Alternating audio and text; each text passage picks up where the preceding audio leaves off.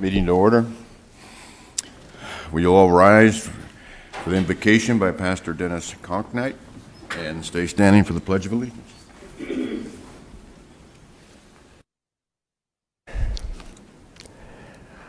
Our gracious God and Heavenly Father, we want to thank you for the privilege as ours to invoke your blessing and favor upon our county, those who lead us. We are so grateful that we can enter this month, the month of December, knowing that we celebrate the sending of your Son, which changed this entire world. So, Father, we come with grateful hearts that we can know you and that we can seek you.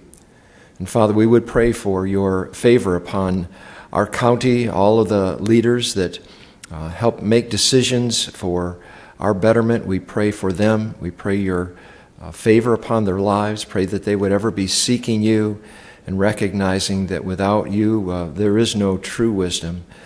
And so, Father, we ask for your favor today on this meeting, on those who are here. There might be a real genuine sweetness as we address different subjects with respect and regard.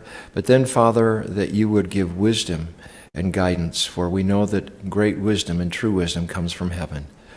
So we ask for that, and we pray it all in the name of Jesus, our Savior. Amen. Amen. Thank you, Pastor. I pledge allegiance to the flag of the United States of America and to the republic for which it stands, one nation under God, indivisible, with liberty and justice for all.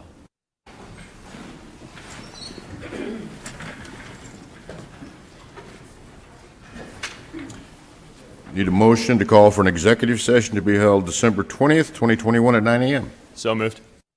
Second. Motion second. No further discussion. All in favor signify by saying aye. Aye. Any opposed, same sign. Motion carries.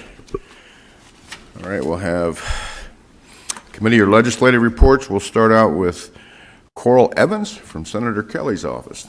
Thank you, Coral, for joining us today.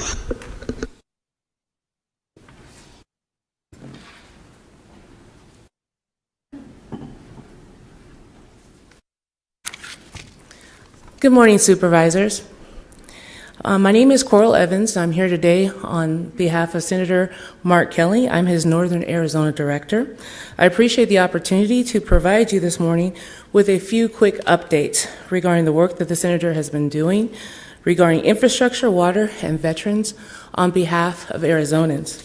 Regarding infrastructure, in the recently passed infrastructure bill, there are 3 projects specific to Mojave County that the Senator included as part of the congressionally directed spending process.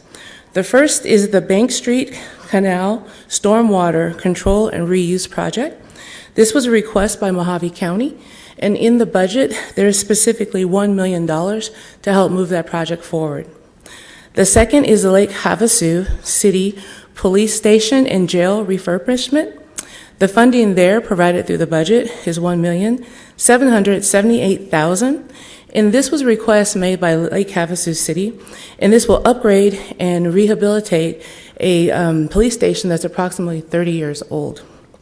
Lastly, there is the dental clinic and the Creek Valley Health Clinic.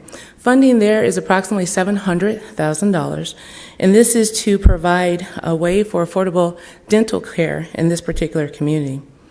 Regarding water, directly related to the Western water issues that we have, the bipartisan infrastructure framework includes $8 billion to improve aging infrastructure like dams and canals, as well as deploy a desalination and water recycling plants and technology. This will help Arizona and the West become more resilient to drought.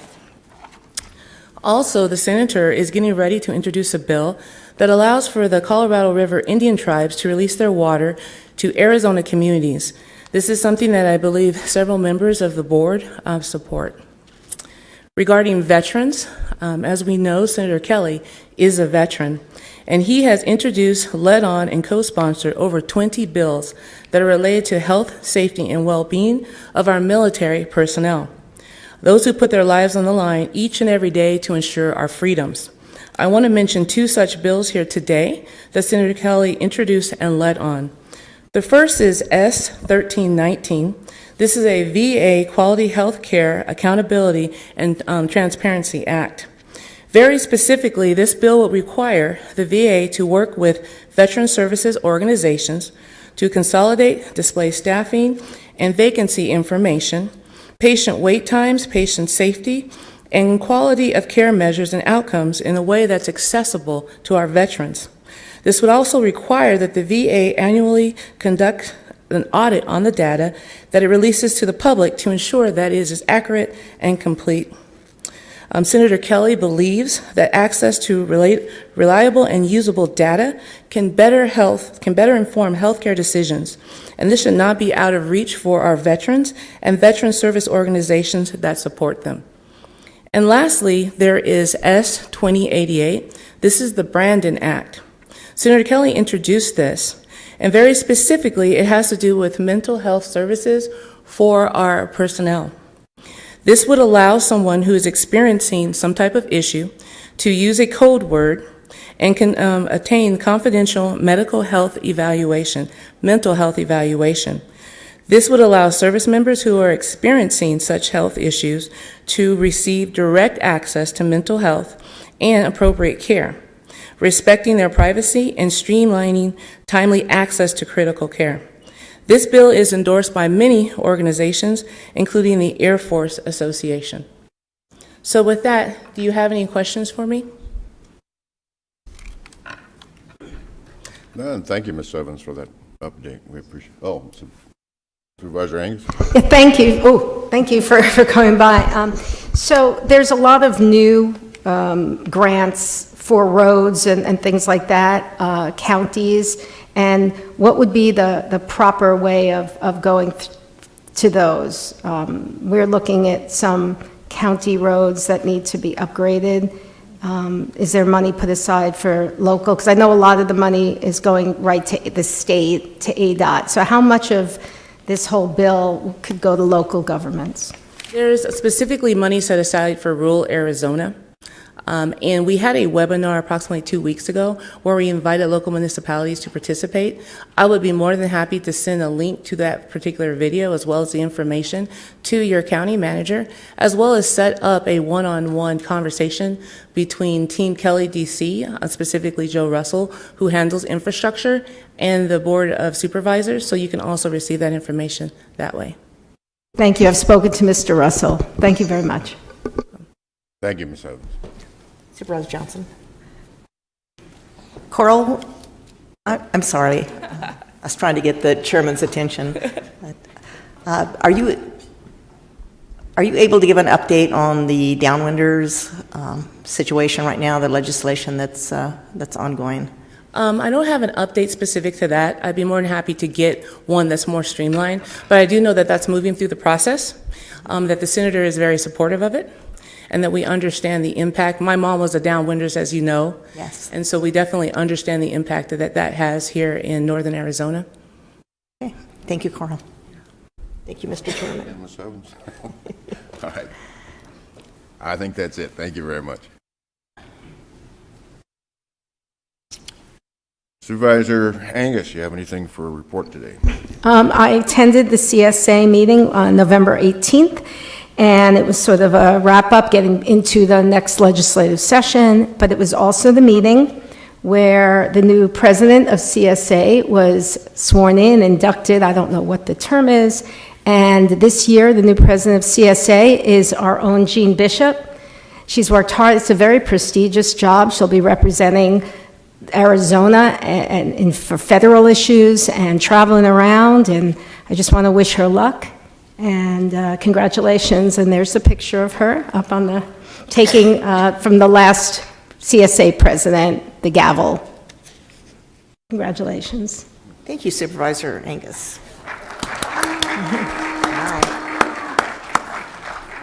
Supervisor Thank you very Bishop. much. Supervisor Bishop, do you have any reports today? Well, just following up on what Supervisor Angus said, I did attend the CSA Board of Directors meeting and the Medium County Caucus in Phoenix, and was sworn in as the newly elected president, and I'll chair my first meeting this week in Phoenix. Thank you. Supervisor Gould? Thank you, Mr. Chairman. Last week I attended in Lake Havasu City a ADEQ meeting where they spoke about a soil and groundwater pollution issue in Bimini and Bahama area. Apparently the EPA knew about this about 20 years ago, and in 2018 ADEQ took a look at it and found out that it had not moved, which is good news because we don't want it to migrate into the lake. It would be terrible. That's all. Thank you. Thank you, Chairman Johnson. Just a few water updates this morning regarding the ongoing Wallapai Tribe federal water settlement. The next state parties meeting is going to be held on this Thursday at 12 p.m. The state parties are making good progress on reviewing the draft federal legislation, which we hope will be introduced in Congress very soon. The Mojave County West Basin Water Users Study Committee. The committee's last meeting was held on Wednesday, November 17th at 10 a.m. in the House of Representatives. The committee debated and passed a total of 10 recommendations that were submitted by the members. The past recommendations touch upon the following subjects: need for rural groundwater legislation, property rights, public participation, and due process. That rural management area legislation would only apply to basins at risk with certain criteria. Local RMA, Rural Management Area Council composition and governance, the need for permanent funding for RMAs, INAs located inside of an RMA, RMA governance of multi-county basins, final ADWR director approval process, RMA goal and plan should be tied to adopted local general plans and any comprehensive economic development strategies adopted by cities, towns, and counties located within an established RMA. And last but not least, the non-AMA Groundwater Committee will be meeting on December 17th, and we'll be discussing those past recommendations by the Mojave County West Basin Users Study Committee. Thank you. Thank you. County Manager report. Good morning, Mr. Chairman, board members. I have one item for you today, and it has to do with the Emergency Rental Assistance Program. This is just a quick update. Recall, Mojave County received $6,455,000, so approximately $6.5 million for that program. 10% of that was set aside for administration and getting the word out and assisting folks who need it. That left $5,800,000 in the program. To date, $5,166,000 has been expended. So 89% of the available dollar amount has been delivered as eligible by the program. That leaves approximately 11%, which would equate to approximately $650,000. Thank you. Thank you. I need a motion to approve November 1st, 2021 regular meeting minutes. So moved. Second. A motion and a second. Further discussion? Hearing none. All in favor signify by saying aye. Aye. Any opposed, same sign. Motion carries. It's my prerogative. I'm going to move item number 70 to the front because we have people here who want to address us. Health Director Lloyd or Assistant Director Melissa Palmer.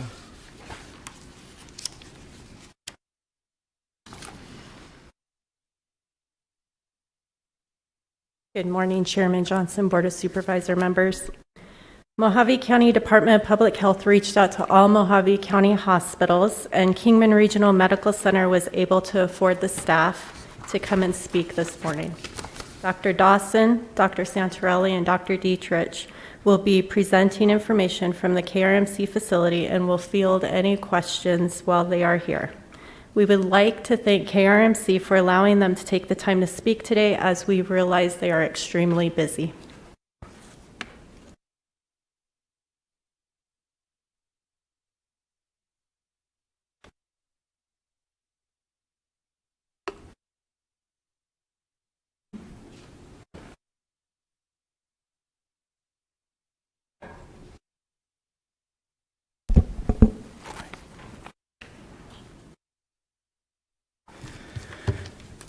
Good morning, supervisors. This is a first for me and I think for all of us. We're excited to come talk to you for a second.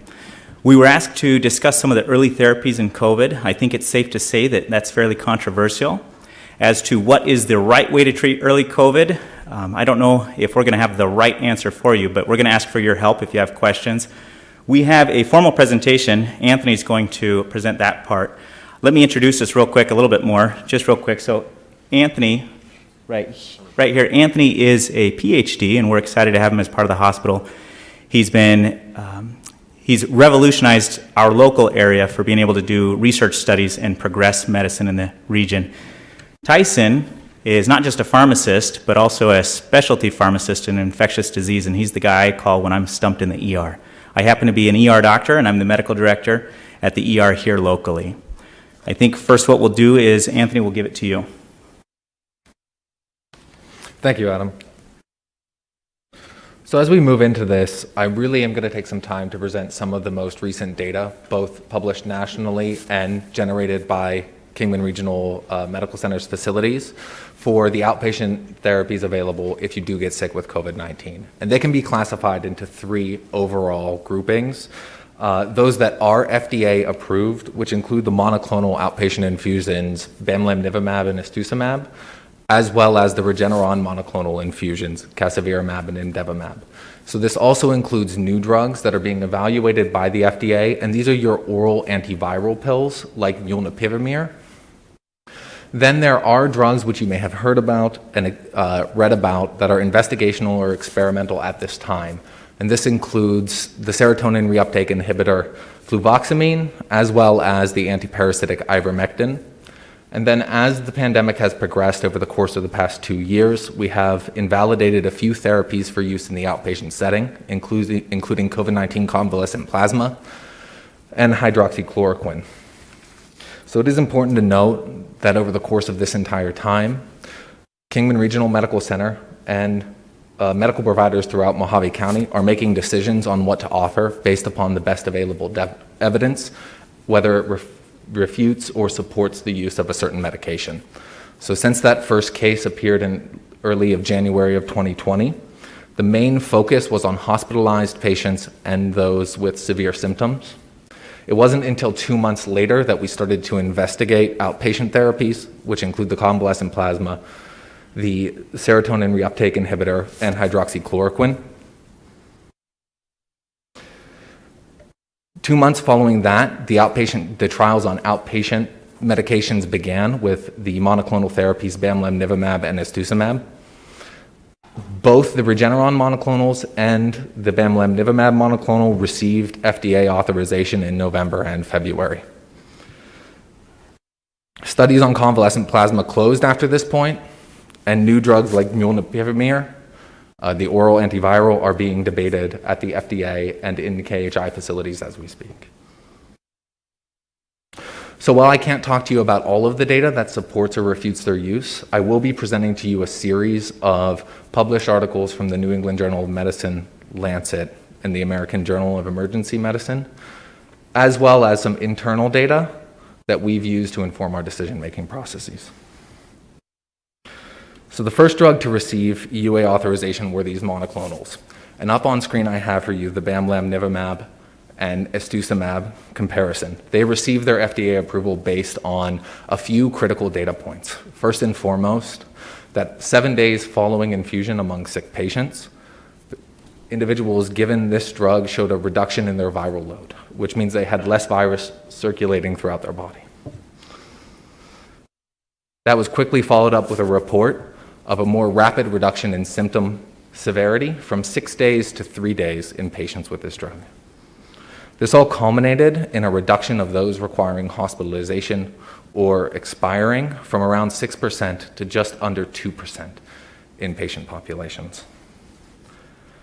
KRMC independently replicated this data, and we found a more modest effect, but patients given these monoclonal outpatient therapies, particularly bamlanivimab, showed a reduction in representations to the hospital due to worsening symptoms from 6.3 to 4.4.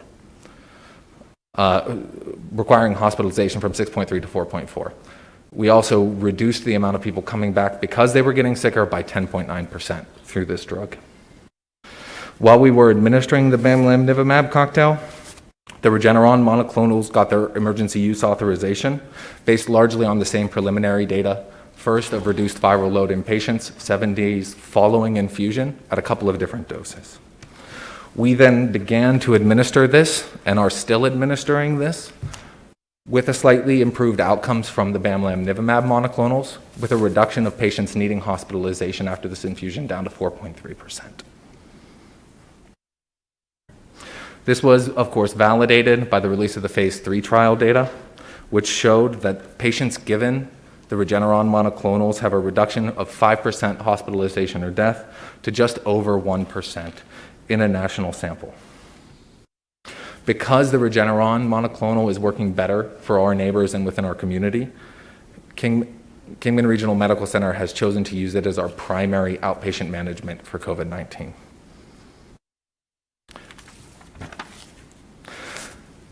Unlike the other two drugs that work by stopping kind of COVID's ability to infect your cells, molnupiravir and the outpatient antivirals work by actively destroying the virus.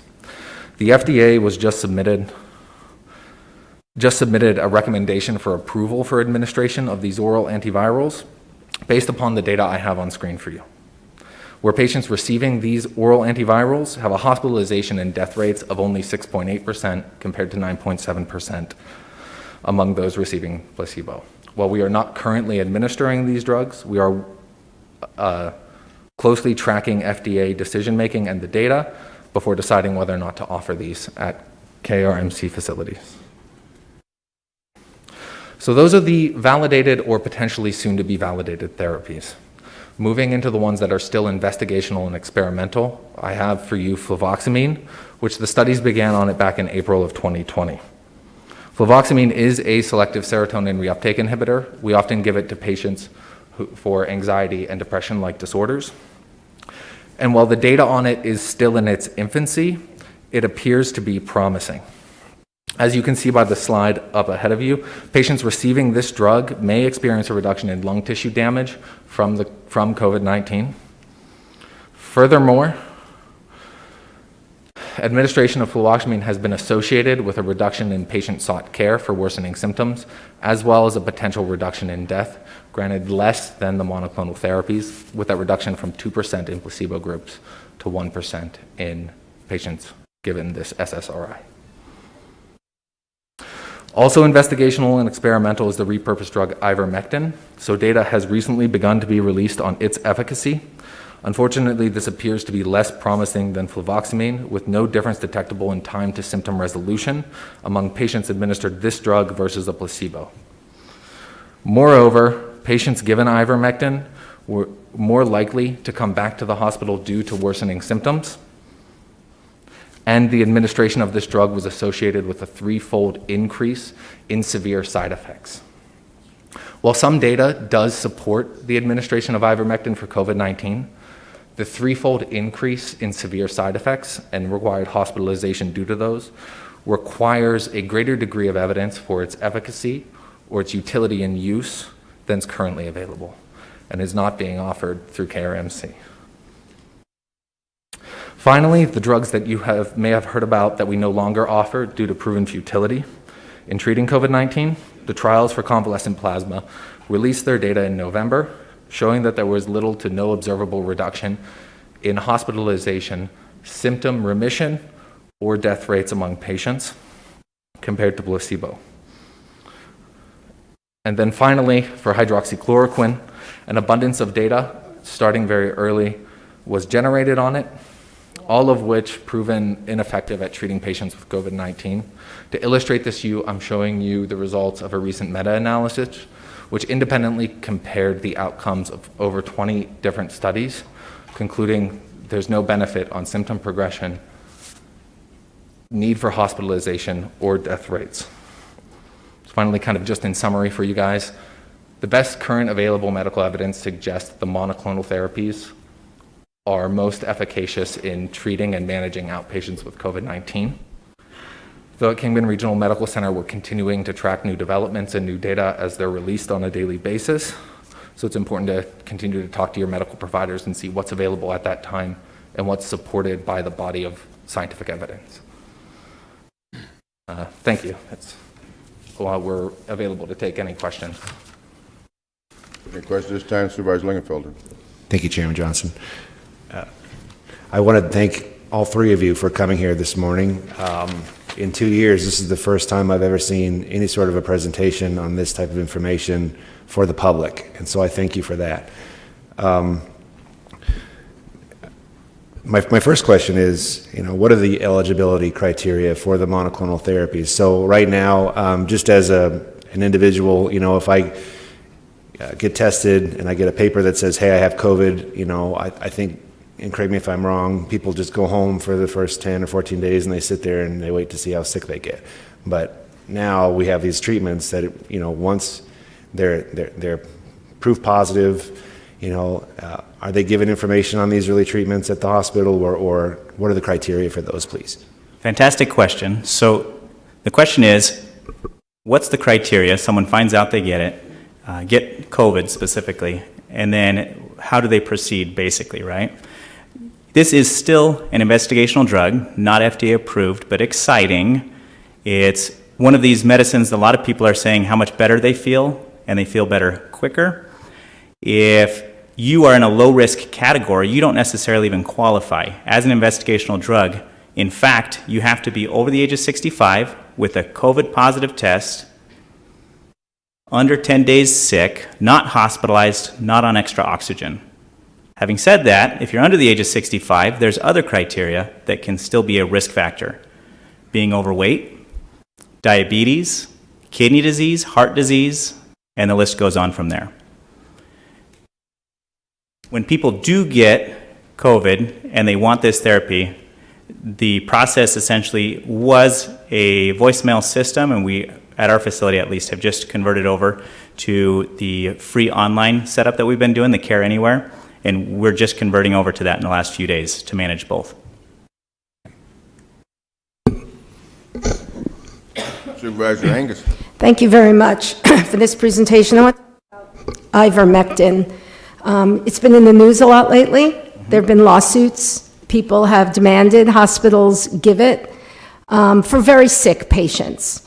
You're aware of that. So if I go to KRMC and I am basically dying and I want ivermectin, or my family wants to try ivermectin, you wouldn't give it to them? I wouldn't give it to my family member. Having said that, I've had arguments with doctors, doctor-to-doctor argument, discussing the appropriateness and the efficacy of this treatment. There are arguments still both directions for it. The initial evidence that we were excited about regarding it, in fact, much of that has been disproven. Having said that, still there's a lot of excitement about it. The inpatient treatment world, I handle the people first and foremost in the ER. I've not given it to a single person. It hasn't come up because I wouldn't give it to my family member in the outpatient world. Having said that, Tyson does manage patients in the inpatient world and probably could answer this better. And really, probably the best answer for this is just to piggyback off what Dr. Dawson said. It's really that literature has not come to full fruition outside of kind of these randomized or retrospective reviews where it may have showed benefit. So really, as time's going on, nothing's shown absolute benefit in really any patient population, let alone the inpatient setting. Really? Because that's not what I've been reading. I've been reading about these people who have sued to get the drug, and then they get the drug, and some get better. And my point is, if somebody's dying, wouldn't this fall under the right to try law? That I wouldn't necessarily be able to speak to that, but it's one of those that you'll see it a lot over the place, yes, with the lawsuits, but there's also many other hospitals and hospital systems, especially big hospital systems, that still have this policy, essentially that ivermectin has no role currently, and then continually evaluating where it's at. Right. And a lot of that, too, has to be to really trying to promote the appropriate therapies. Where can I find that information about the severe side effects of ivermectin? Again, there's information all over the place about this, and it's hard to know who to trust. I mean, as long as people, hospitals, and this is nothing against you, hospitals, doctors, a financial interest in all this stuff, it's very hard to get to the absolute truth. So where where would I find information about ivermectin side effects? And I think that a lot of people in our audience are interested in that. It is sort of talked about more in our world, just looking for place. But if I'm dying and I want to try something, or my family members want to get me something that may, even if it's a 1 or 2% chance, like why can't they get it? Yeah, so really when you're looking at adverse effects, the best place to go is what's referred to as a package insert. This is controlled by the FDA, so based on all your trial information, side effects, indications, whole 9 yards, is all listed there and monitored by them. So that's where I would say if you're really looking for that information, a package insert is the Just best place to package insert, okay. Yep, And yep. on FDA, just the same sort of insert that tells us the side effects of the vaccine too? Yep, exactly. So that's where all that published data gets placed. And again, really when it comes back to those being super, super sick, again, where we're at with our hospital and the committee that made our policies, we're pushing the therapies that have the best evidence behind them. Okay, I have since you're the inpatient, when somebody dies and it's up to you to say the cause of death, right? I mean, who says the cause of death? Because we get numbers, the county gets numbers. And I've always sort of questioned these numbers, like who's deciding, and if someone was a case that had been previously confirmed, we don't know how long it is until they die. So are they dying of COVID? I mean, this has been sort of the question we've been asking for a very long time. And, again, just like everything, the information is all over the place. So at your hospital, who decides, is it someone who is in active COVID, or is it somebody who had COVID in the past and now they've died of maybe something, a heart attack or something? How is that all decided? Yep, so that's by their attending physician who decides that. So out of my wheelhouse, but granted, could it be linked? I mean, if you have a laundry list of medical issues and then COVID's just one of them, could you have died of something else?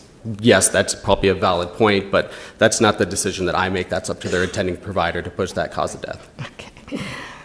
Dr. I can Dosser. speak to that a little bit further. That is a good question. It's actually a really interesting question. This is still a common cold virus. It treats people a little more like the flu. Historically, the flu we respect a little bit more. This COVID thing, it's been frustrating for us, the same as everybody else. As a common cold virus, it happens to kill more people than the normal rhinovirus, adenovirus, coronavirus, right? When someone comes in and they're sick and they happen to have some respiratory symptoms, low oxygen numbers, and they eventually pass from COVID. Well, if Joe strangles Jim and Jim is dead, did we say cause of death was Joe? No, we say it was strangulation, asphyxiation, or whatever the term may be. If someone has symptoms from COVID, that can count as a COVID death, except there's other things that can complicate the matter. When someone has low oxygen numbers, I saw a patient just this morning in the ER whose heart was struggling with low oxygen numbers, and they were sick, in fact, with COVID. They probably had a bad heart to start. They were elderly, and they probably could have had a heart attack in the next 5 years. Instead, they were having a stress test called COVID. So is COVID itself the cause? Well, it's not by itself. There's usually something else involved. Okay. So your exact question seemed to be related to how are we calculating the number. It depends on the patient. If they started the complicating illness towards death with COVID, then I think we would all estimate that was in fact a COVID count. Does that make sense? I guess. But my issue is with the previously confirmed case. We don't know how far back. Like, I had COVID almost 2 years ago. So if I die, am I a previously confirmed case? That I understand you much better now. Absolutely not. Now, I, like you, saw the news early on as everything was a COVID death. Everything that could be called COVID was called COVID. We agree with you that that's just silly. The reality is there's a little bit more to it than that. Having looked at patients pre-COVID and post-COVID, I can look at an x-ray and tell you that x-ray is unique. We didn't see x-rays like that a couple of years ago. And now we see it today, and it happens to coincide with a clinical syndrome. We call it a constellation of symptoms, when all the symptoms line up and it looks like, acts like, talks like that illness, right? If you then also have a positive test, that by definition would be a COVID patient. We know that you could have COVID previously and have complications thereafter. I know even doctors and nurses who were affected for months after getting COVID. A marathon runner nurse who couldn't run marathon anymore because she was that sick. Does that make sense? Mm-hmm. Yeah. Okay, thank you. You're welcome. Supervisor Lingenfelter. Thank you, Chairman. Just to follow up on some of the first comments that you guys had, and again, thank you for coming. My questions are, how many of the positive COVID individuals are aware of these treatments? Mm-hmm. And how is that information on availability and eligibility criteria being shared with the public? Is there a website that they go onto after they get diagnosed? Maybe you could share a little bit about that, and maybe the website as well, please. So I apologize that we're speaking very specific to this exact town and this exact hospital system. But at least in our hospital system, I can tell you that we have the online setup that will prompt you to go to the place. By the way, if you get diagnosed in the clinic, if you get diagnosed in the urgent care, if you get diagnosed in the ER, there's a scripted setup and paperwork that says there's this available treatment. We encourage you to jump online. We encourage you to look at the details. It's spelled out. We reference specifically the requirement. It's commonly, I've done, I think at this point, thousands of calls for this, for people wanting to get the antibody infusion. People are commonly frustrated, saying, what if, and what about this? We encourage you to check out the website. We have our hands tied. It's an investigational drug. We can't go outside the world of what it's allowed to be used for. I often tell someone, hey, you're 18, you're healthy, I don't think this drug's for you. You have a statistical high chance of getting better without this medication. Right. Clearly, it's reducing hospitalizations and deaths. That's what it's all about, right? Yes, absolutely. Yeah. So they get a paper once they get it. If you're in the public and you want to learn more, is there a website on the hospital webpage you can go to learn more about it? If you jump on the hospital website, there are announcements and you'll be prompted to there. Absolutely. If you type CareMC and COVID, you can't miss it. Great. Thank you, Doctor. You're welcome. No, we're doing this with the board right now. Thank you. Supervisor Gould. Thank you, Mr. Chairman. Will you have a copy of your slideshow available to us? A copy of the slideshow has been sent to Mojave County Public Health, and we're happy to share that with you. Thank you, sir. Great presentation, by the way. Supervisor Bishop. I would like to know, with older patients that are COVID positive, they have low oxygen numbers with little hope of recovery. Are you seeing increased suicide rates with these type of patients? And also, is there any mental health counseling that's given to people that meet that criteria?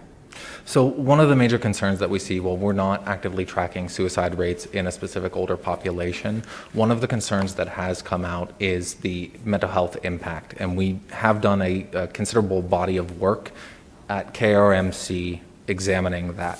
So individuals in our community here are suffering from really high rates of stress, suppression, and suicidal ideation. Though those, we have no evidence that they're spiking, it is of major concern. So getting back out and being able to reintegrate with your peers and community members is really the way to best combat that at the time. Does that? Okay, thank you.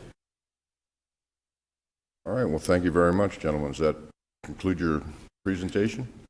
Yes. All right, well, thank you very much for showing up and giving us your time. Thank you. Thank you. All right, we'll go to call to the public.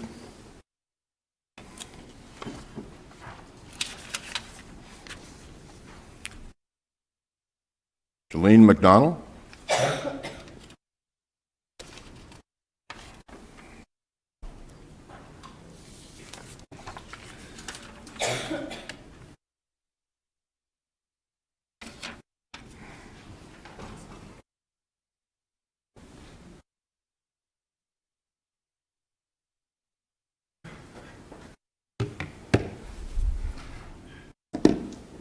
I also do have some photos to share along with what I was planning to say today. Good morning, members of the board. I was hoping to bring attention to additional solutions to the problems and complaints regarding our county roads in the Santa Fe Ranch area. It was upsetting hearing the other neighbors last meeting lamenting how cars speeding is creating so much dust. It is exacerbating their COPD or other health conditions, and that for others, their homes are being flooded out when it rains. Personally, I have experienced dangerous driving conditions with people blowing through intersections. Down in Tucson, they have dealt with a lot of those same challenges and used chicanes and roundabouts to improve them. Adding neighborhood traffic calming circles and chicanes forces drivers to reduce speeds, and according to studies done by the Insurance Institute of the Highway Safety and the Federal Highway Administration, reduces fatality collisions by 90% and injury collisions by 75%. Straightaway paths prompt drivers to speed, but road narrowing measures reduce speeding between 35 and 40%. Chicanes slow speeds by 40 and 50%. Both are great at collecting rainwater and minimizing street flooding, which would lessen washouts and improve resident quality of life. If landscaped with native plants, shrubs, and cacti, they will add habitat for wild birds, beautify our area, and directly better our local water table, all while making driving safer. On the low end, estimates for chicanes are about $2,500 and roundabouts are at $6,000 each, but I believe it could be even lower since we don't have asphalt to break or redo, and the plants used for landscaping can all be native flora replanted or salvaged that may otherwise been destroyed. Slower driving speeds would increase road longevity and avoid constant rescraping. In addition to swales and berms, this could alleviate the dust, speeding, and flooding in a way that honors the Dutch flat plan. Thank you. And I also have the photos. I'm not sure. There should be an X there on the, somewhere in front of you to set it on. And these are samples of chicanes and roundabouts in the local neighborhoods of Tucson and kind of how they did it. I'm not sure if it's coming up. Jelaine McDonald. There we go. Okay, so this would be on the side of the road, and this catches the rainfall that would normally just be lost. This is one of the roundabouts in the neighborhoods of Tucson. This is Dunbar Springs. One of the chicanes. And I can send these pictures too. Another water basin. And again, this is really a nice way to be able to control the speeds, the traffic, while also doing so in a nice aesthetic manner. Okay, if you can send those, we'd appreciate it. You can send it to the clerk of the board, and she can get it to the board members. Thank you. All right, thank you, ma'am. Thank you. Dave Keith?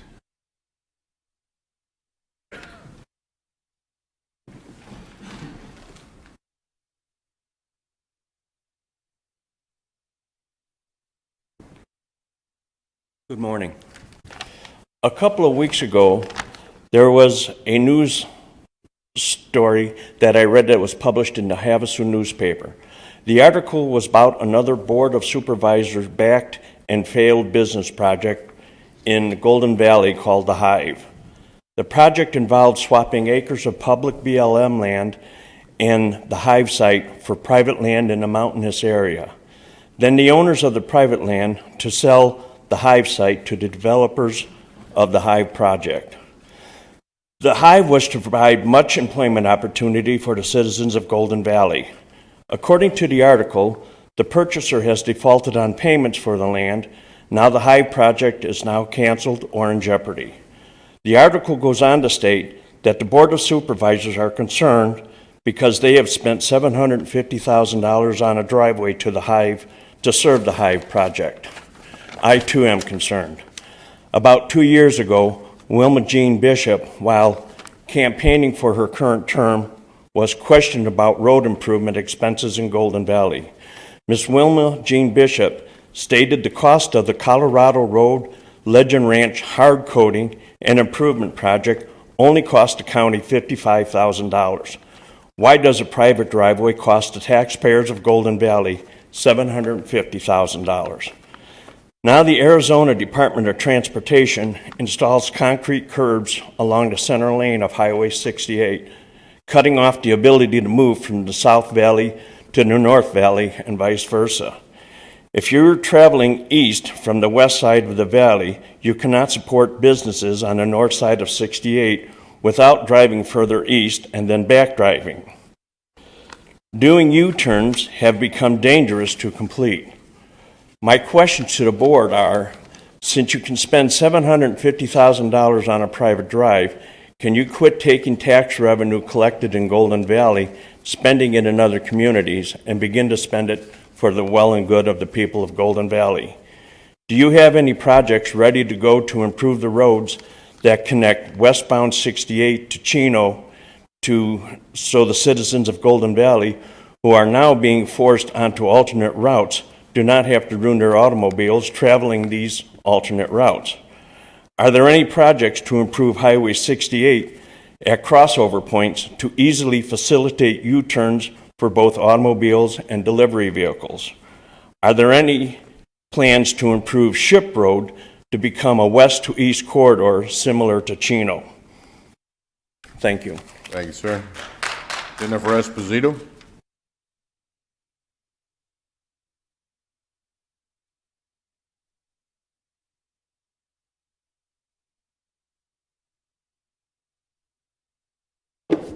Jennifer Esposito, Kingman.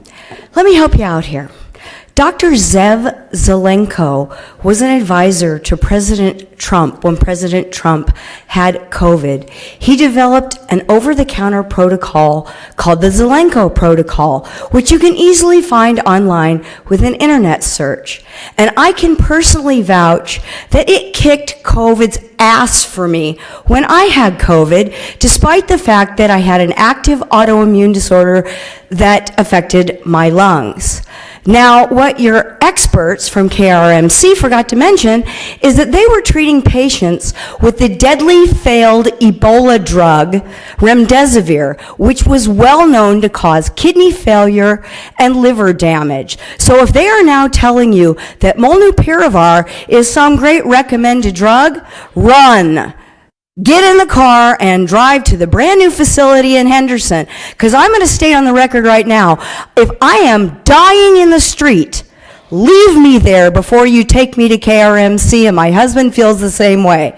I have zero faith in that facility and its doctors. Now, moving on, one thing that is horribly, painfully clear to me by what's not on the agenda is that the five of you are all okay with the retard at the health department injecting children with an experimental... Chairman, if I could just remind the speaker that... I have the floor. I'm reminding you that I have the floor. Comments. That the five of you are totally okay This agenda. with sacrificing children on the altar of junk science and corporate profits 5 days a week at 3 county facilities.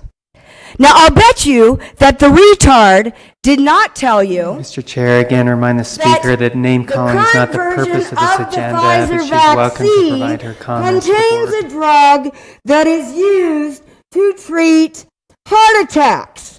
This drug was not included in the version that was used on the clinical trials.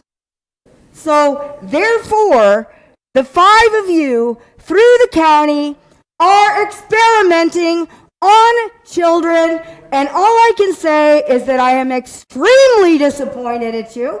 Some of you more than others. Some of you I would expect this stupidity from. But shame on you. Nobody should be experimenting on children! Jeff Esposito.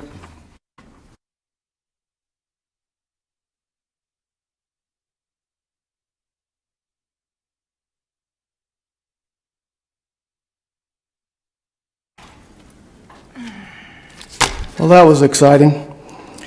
All right, you have heard of the 1% in asset ownership people. They're nothing. There's a group of people on this planet that can be placed into the 0.0001% category. They are evil. They have been working steadily in a coordinated effort to enslave humanity. They hide behind financial institutions like Vanguard, BlackRock, and State Street. They use nonprofits, move vast sums of money around to do their bidding. They own almost everything on the planet right now. Their mission to dominate is nearly complete. They own people also. COVID is a tool that they created for this purpose. They got their soldiers together in 2012 to wargame the pandemic scenario, but it was too soon. They got them together again in 2019 and found the timing just right. They used the UN and the WEF, World Economic Forum, whom in turn used the WHO, CDC, FDA, FBI, CIA, and the rest of the alphabet agencies, and many other nonprofits, the Gates Foundation, Clinton Foundation, Soros Foundation, to do their bidding. Did you know that President Trump defunded the private entity called the CDC? The Gates Foundation stepped in. Why are you allowing the gym teacher that is in charge of our health department to follow the CDC to the letter? They are involved, whether they are aware or not, in the One World, New World Reset Plan. Educate yourselves for the children. Here's a URL to an hour-long video that has information that will astound you. This is not a conspiracy theory. This is me telling you about a conspiracy. We are running out of time. You won't hear anything about this on media. They own it. Here are a few lovely plans that the WF is coming up with. All products will become services. You will own nothing and be happy. You will receive all needs by giving up your freedom. Marxism. There is a global price on carbon. China took the lead in 2017 with the market for trading the right to emit a ton of CO2, setting the world on a path towards a single carbon price and a powerful incentive to ditch fossil fuels. Using China, the most polluted country on earth, as an example for a carbon tax is ridiculous. U.S. dominance is over. We have a handful of global powers now. The Marxists cheer as the only country stopping them from their world takeover is destroyed from within. Thank God for Americans, patriots. Meat will be gone. They will track food from the field to the sewer. Let's see. The values that built the West have been tested to the breaking point. We forget the checks and balances that bolster our republic that at our peril. Let's go, Brandon. I was just threatened, by the way. Thank you, sir. All right, we'll move on to the consent items 5 through 38. Supervisor Lingenfelder? Nothing this morning. Supervisor Gould? Supervisor Gould? Number 16, Mr. Chairman. 16, Supervisor Bishop. I have nothing today, thank you. Supervisor Angus? Nothing. All right, we have a pretty good board except for Supervisor Gould this morning, so need a motion to approve items 5 through 38 minus 16. So moved. Second. We have motion second. Further discussion here. Not all fair signify by saying aye. Aye. Any opposed, same sign. Motion carries. Item number 16, Supervisor Gould. Thank you, Mr. Chairman. I was just curious as if this is new money or that the existing money that the county manager spoke of in the county manager's report.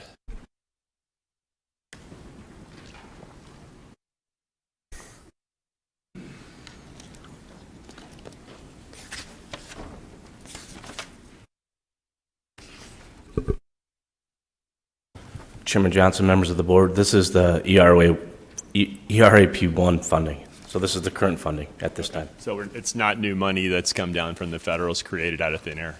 No, it's just extending the time period. Okay, thank you, sir. No problem. There a motion? Mr. Chairman, I move that we adopt item 16. Second. A motion and a second. Further discussion? Seeing none, hearing none, all fair signify by saying aye. Aye. Any opposed, same sign. Motion carries. We'll take a 5-minute break.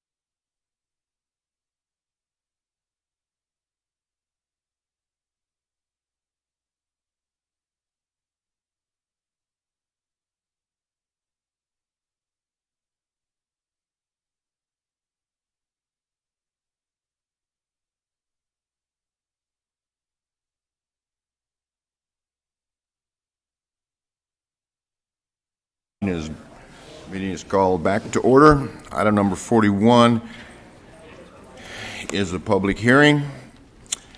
We have one person signed up, Jeff Howard.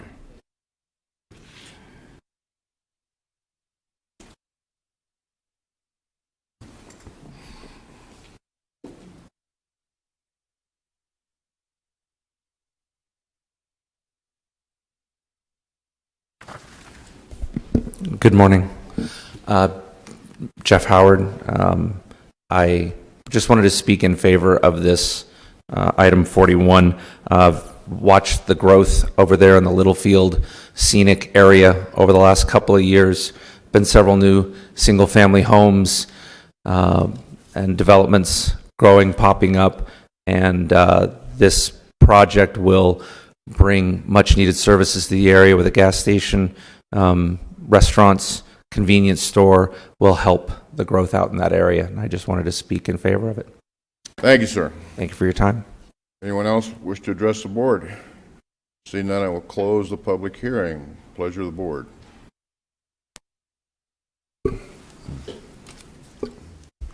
Motion to approve? I actually had one question, if I might, Chairman Johnson, for Steve Matosky.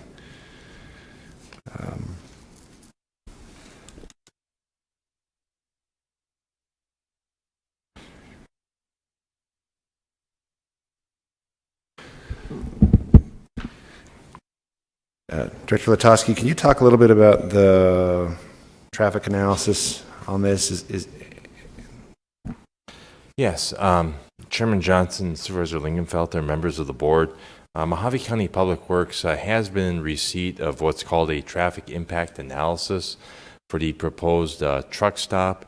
There'll also be a what I call a super convenience store, as well as a couple of restaurant outlets, namely fast food outlets, that will be situated at the intersection of Virgin Acres Boulevard and Rincon Road. Now, the county maintains Rincon Road. It's the old frontage road for I-15, but it does not maintain what is a hard surface Virgin Acres Boulevard. Now, Virgin Acres Boulevard leads to a relatively developed residential area. It's named Jones Flat, and I do have some existing photos of the roadway condition.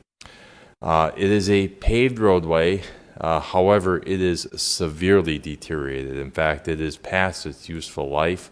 And as a result of reviewing that traffic impact analysis, which was kind of sent as a precursor to the formal site plan submittal, I did find that the developer's traffic engineer has anticipated that there will be about 5% of the traffic generated by that truck stop, super convenience, and restaurant development that will utilize Virgin Acres Boulevard. Now, while the county may not maintain roadways such as that, it still has public right-of-way to Virgin Acres Boulevard, and as a result, it would be not only in the development's interest, but also in the county's interest for the sake of the road users, the local road users, to see some improvement to that roadway, namely a resurfacing / reconstruction that would afford a reliable and a use of the roadway and a smooth riding surface. Thank you, Director Latosky. So your recommendation as far from the traffic aspect of this project is that there be a surface treatment of the whole 1.2 mile stretch for the current 24 feet? That is correct. It's about 24 feet wide across a 40-foot right-of-way. And I should point out as well, the development, at least preliminarily, proposes access off of Virgin Acres Boulevard. So it really lends to that recommendation by Public Works. Chairman Johnson, I'd like to make a motion. Sure. We have a motion on the floor. Yeah. Oh, sorry. Need a second, though. Second. Would you be willing to have a friendly amendment to the motion? Well, I will retract my motion, so you can make your motion. Okay. Thank you. I'd motion to approve BOS resolution number 206 with the requirement that there be developer provide surface treatment of the 1.2 mile stretch for the current 24 feet of Virgin Acres Boulevard. Second. A motion and a second. Mr. Letowski, is there any additional cost for that? Chairman Johnson, the developer would bear the complete cost of that, and yes. All right, we have motion and second. No further discussion. I have a question. Oh, Supervisor Bishop has a Mr. question. Chairman, so if this motion passes, we're requiring the developer to pave 1.2 miles or repave 1.2 miles. Is that correct, Mr. Letowski? Supervisor Bishop, that would be correct. It would be more of a reconstruction or resurfacing of the roadway. Are there any other businesses or residents or anybody else that's using that stretch of 1.2 miles? Supervisor Bishop, yes. That roadway provides the only connection to a rather significantly developed residential area called Jones Flat in the Virgin Acres subdivision.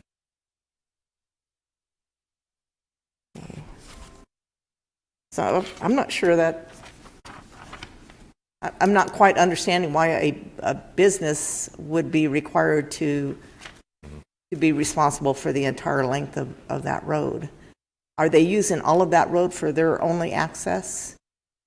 The business fronts a portion of the roadway, the first few hundred feet north of Rincon Road, but however, the business is doing two things. One, they're developing an access driveway off of Virgin Acres Boulevard, and two, their traffic engineer, part of their engineering team, has anticipated that about 5% of the traffic generated by that development will be utilizing Virgin Acres Boulevard. So in essence, the traffic is generating traffic on that particular roadway segment as well, and would be subject to consideration for improving the roadway.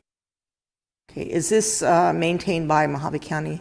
No, the road is not maintained by the county. However, the county does hold a 40-foot right-of-way in fee.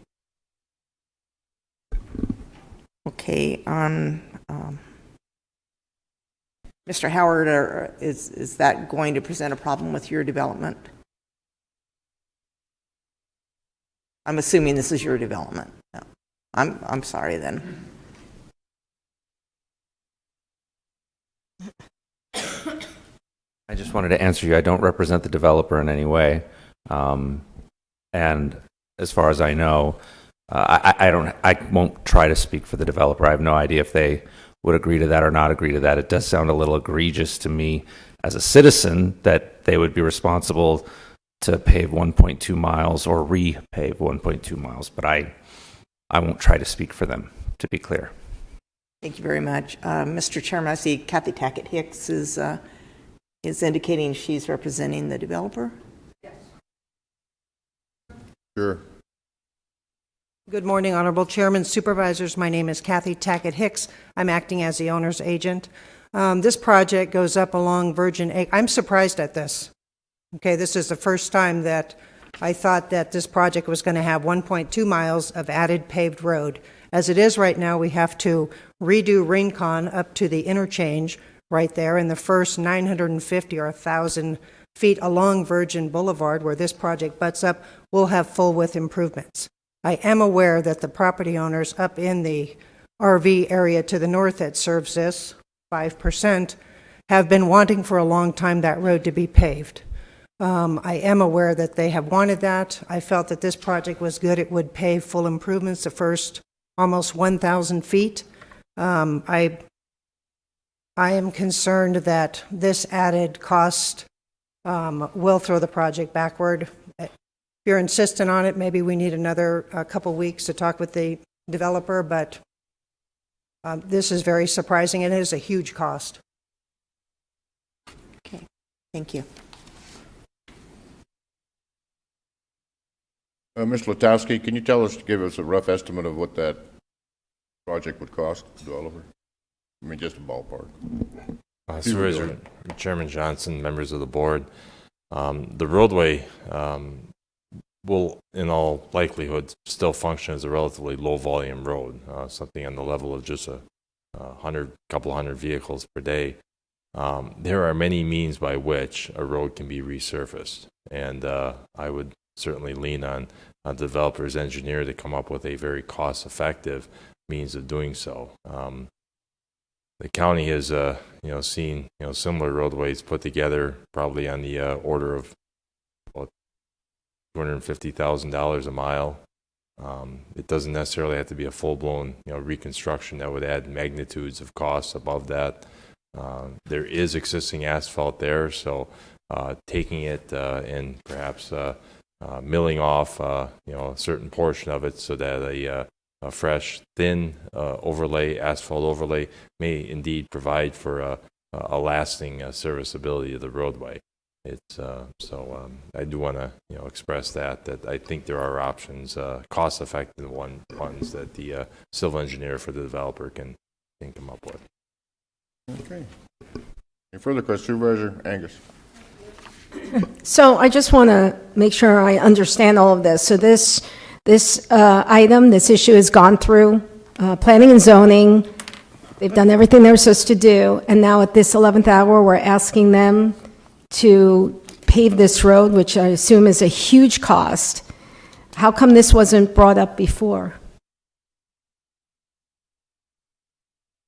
Supervisor Angus, this is actually in the preliminary stages yet.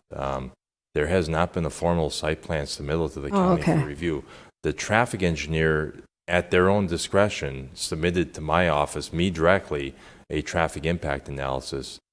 I always, as a courtesy, I just like to provide good customer service. I reviewed it, even though I could have said, no, don't wait until the site plan. So these are why I have certain understandings on where the project may be needed to go. So I personally went up and saw Virgin Acres. It is past the point of maintenance. So that's pretty much where it stands. So with all due respect, I'm not seeing this at the 11th hour because this middle. Okay, that's all I wanted to clarify. Okay, thanks. Come on down. State your name and address, please.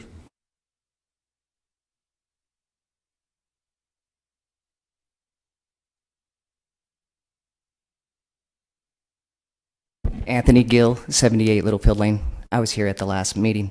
The reason why it was proposed is they added it, the developers. Our children travel on that road in a school bus, and even Ace Hardware is revoking delivering stuff out too, which she called an RV park. It's a huge community of hundreds of homes, maybe 1,000, okay, if you look at it. The reason why it was proposed is they added as a sweetener of, if you accept this gas station, we'll go ahead and pave that road for you guys, and we're going to develop homes across the street.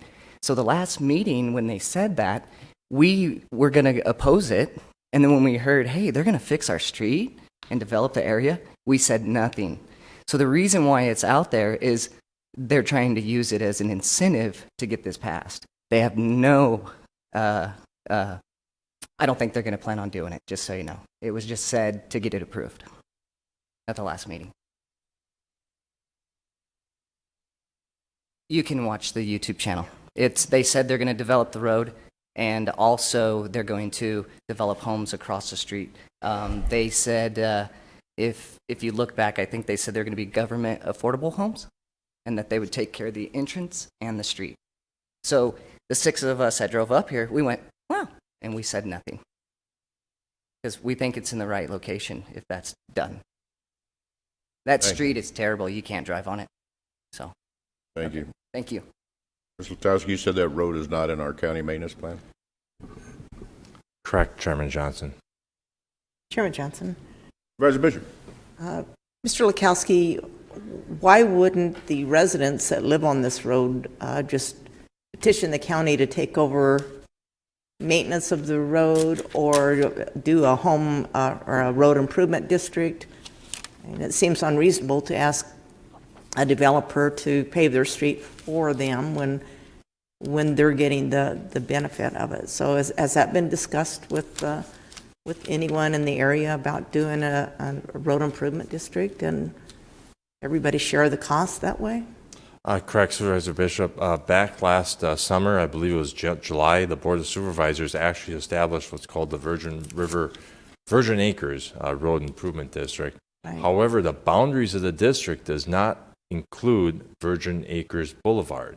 The prominent landowner that had to have had consent to that did not do so. And as a result, the boundaries do not include Virgin Acres Boulevard. So in consulting with the county attorney's office, we're finding that the district would have no ability to improve Virgin Acres Boulevard, being that the road is not in the district.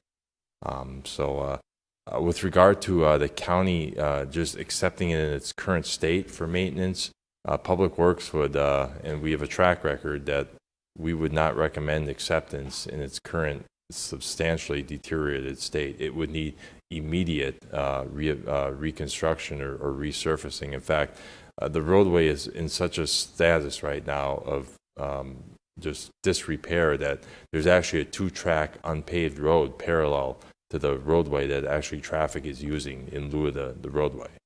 So they would have to bring it up to county standards That's correct. before we would Yes, accept for it. the pavement surface condition. Yeah. And unfortunately, the district can't provide for that because the road's not in the district boundaries. Okay, thank you. Chairman Supervisor Lingenfelter.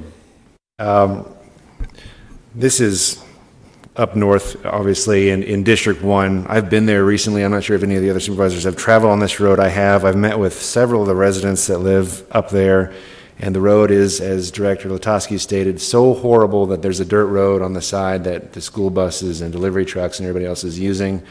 Not only is there a travel center and restaurants planned for this area, but if you talk to the landowner to I guess the left of the road, I'm not sure which direction that is, it would be, they're looking at several master plan communities in the future, so I think they're getting a real bargain here. The original proposal was that the length of the street, somebody down the road would pave an entire 40-foot width of a road, rather than just a surface treatment for the current 24 feet, which in talking to Latosky is acceptable. So that's why the motion was made.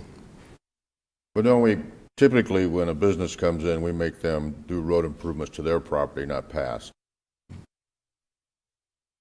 Supervisor Johnson, and I do have some photos of the actual road condition right now.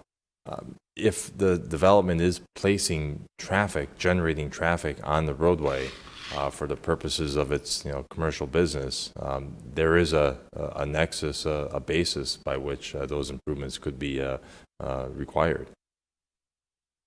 But you're talking about if I'm pulling into this as a truck stop, correct? Mm-hmm. That's correct, yes. Why would The I truck wanna stop do- is actually generating traffic that will be utilizing Virgin Acres Boulevard. It's somewhat similar to a development that would be generating a level of traffic that may require a traffic signal, say in a more urban area. Here, this is a rural bike. But isn't the only thing out there their community? So how are they going to be generating traffic for their community? This is the Virgin Acres Boulevard is the primary roadway for the residential area.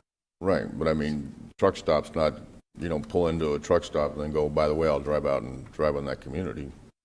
I don't see how they're generating traffic for that community. It's actually a destination, the truck stop, and I should say the restaurants and super convenience store, namely for the local area.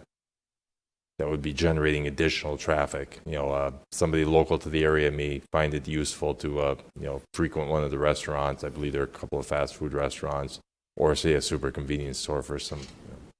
Okay, well, you're saying the people from there are probably going to use it more, right? And I agree That's with that. correct. I have Yes, no- it'll be locals that will be utilizing the road, but Right. yet generated by the truck stop and convenience store.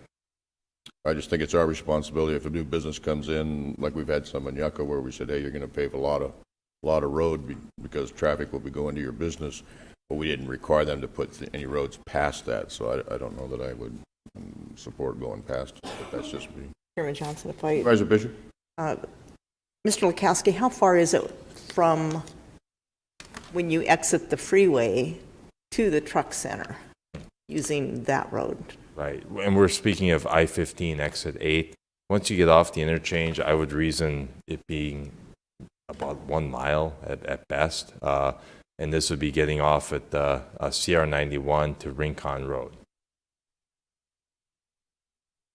0.8 miles, yes. Rough.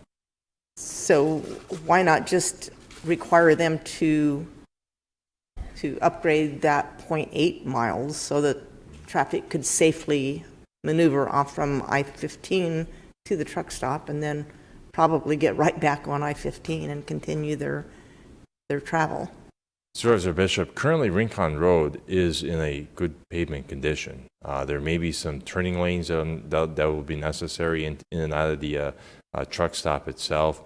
It just goes back to the traffic study, recognizing that about 5% will not come from the freeway and otherwise actually be local generated traffic because of the convenience store, the restaurants, etc. All right, any further discussion? We have a motion and a second. I'd like to hear from Kathy Hicks, and just ask one last question. Yes, Kathy, in your professional opinion, how much of this road needs to be paved to provide access to the new truck stop? The project development is going to improve with turn lanes or whatever from I-15 to this project, which is 0.8 miles. That will be done by the development. In addition, up Virgin Acres Road, that 950 feet or adjacent to this property will also be improved with full width. The part that they're talking about is beyond to the north, another 1.2 miles, which I would agree is not, that's not normal or reasonable. I know that there's been a lot of discussions with the property owners. I know it has to be improved. I know they're trying to get an improvement district, and it's been an issue, but I frankly thought that paving the first 1,000 feet was a huge benefit. So I am surprised that they would add something like this on to the development, and maybe we need to work further to find a way to make it happen, but I'm surprised it would be added to this development right now. Okay, thank you. Chairman Johnson. Supervisor Lingenfelter. I just want to say thank you to Kathy for coming to the meeting, and I do respect you. On this issue, I'm going to go with our traffic engineering professionals on this one, so thank you. All right, so we have a motion and a second on the floor. No further discussion. Hearing none, all in favor signify by saying aye. Aye. Aye. All opposed? No. No. All right. Move on to item number 42. I'll open the public hearing.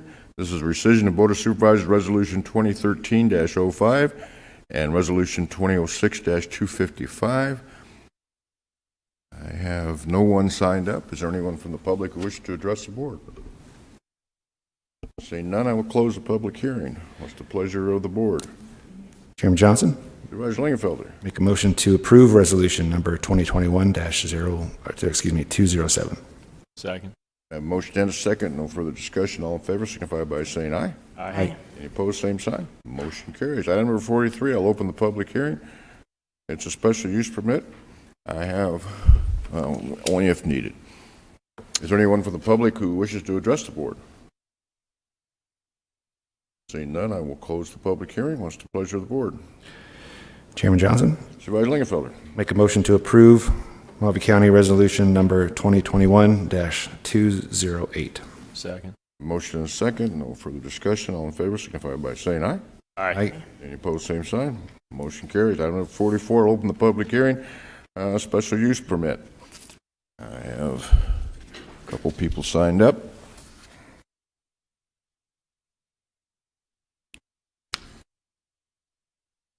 Is it Brandon Sanders?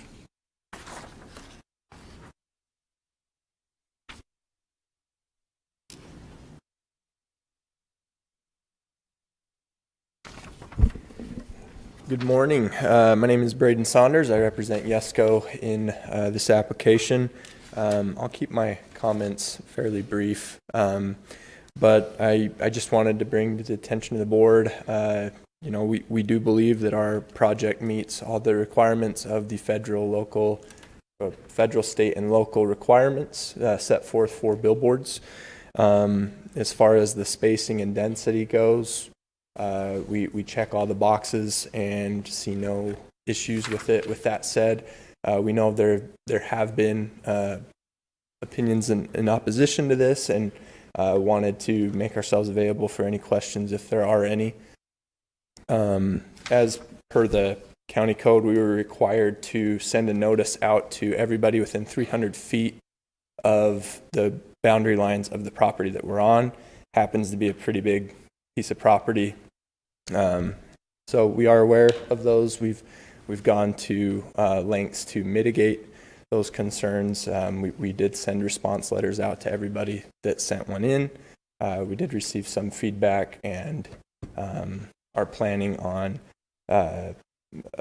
providing additional light mitigation to our project. So that's all I had to say. If you guys have any questions for me, I'm happy to answer them. If not, thanks for having us. Supervisor Lingenfelder. Thank you, Chairman Johnson. One question, sir. Have you reached out to ADOT with regard to the spacing of these signs? No, so the typical pattern is first to get your local ordinance or your local permit, and then we do have to submit for the state permit after. We have read through the code, and as I stated, we feel that the project, assuming we get the approval from the county, will also get the approval from the state. That's typically how it goes. They usually follow the county recommendations. We had some public input, and I did confirm with our development services folks, and perhaps Tim or Chris Ballard could come down, but a read of the state statutes that are applicable to this, that it may not be allowable per the ADOT guidelines, having 4 within that short of a distance.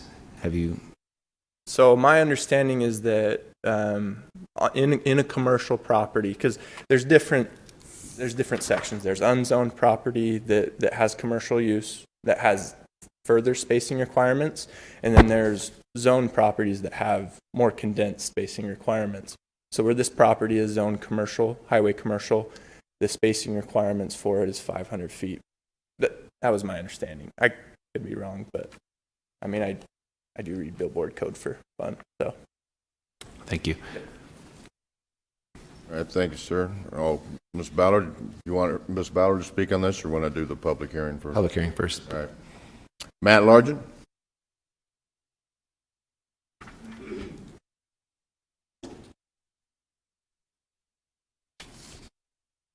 Thank you for your time. My name is Matt Largent, also representing YESCO. So it is, as we've discussed, that we believe that the project does meet the local and state requirements as set out, as demonstrated by the staff recommendation and also the Planning and Zoning Commission approval.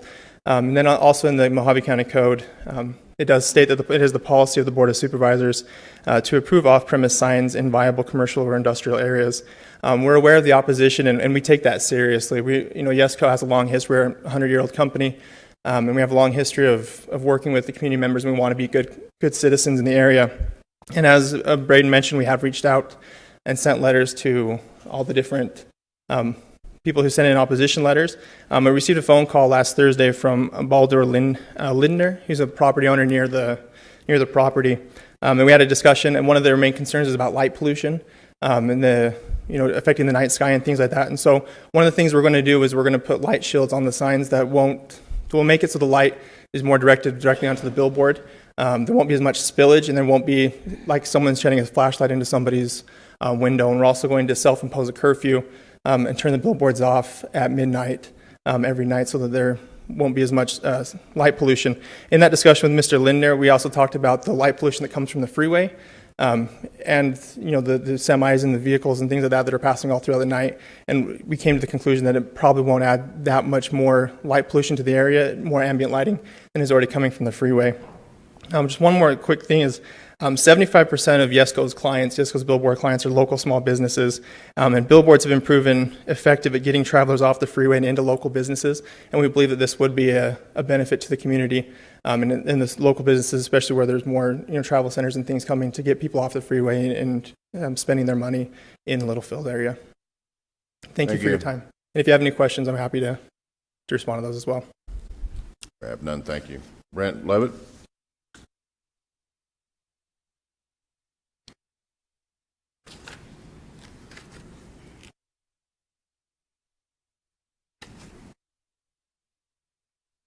Good morning. I'm Brent Levitt. I'm representing the owner of the establishment. And through all of this, we just want everybody to understand that we want to be good neighbors.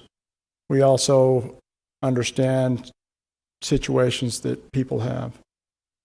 We do want to be able to put some signs up for the billboards up. I really think that we've gone through some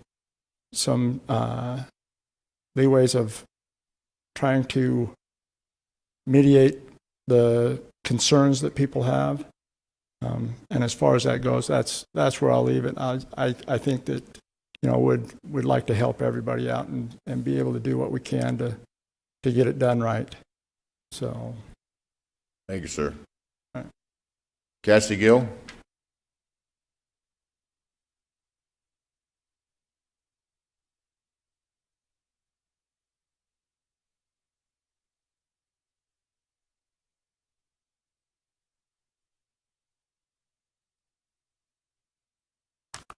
Hello and good morning. I'm here to read a letter a dear friend of mine wrote. She couldn't show up today because of her health and her age, but she has 5 acres out there that's tucked up right up on the property that they're talking about. And she spent 22 years with her late husband building her home on this property. And she writes, I'm writing this letter in opposition to place 4 billboard signs on 402-32-042. After reading the Arizona state statutes for putting up outdoor advertising control laws and regulations. So it mentions how the 4 billboard signs in this area would not meet the state's requirement. And so I'd just like you to look into the state's requirements, because with 4 of them on that one side, with them being 500 feet apart, 1,000 feet from the commercial building, that it wouldn't work. And also that she believes that it would be a scenic byway. That was, at one point, the commission actually dubbed the name of that area. So they wouldn't allow the billboards at the time. Thank you. Thank you, ma'am. Anyone else like to address the board? We'll close the public hearing. Supervisor Landfill, you'd like to hear from Ms. Ballard? Chairman Johnson, yes, I would. Thank you.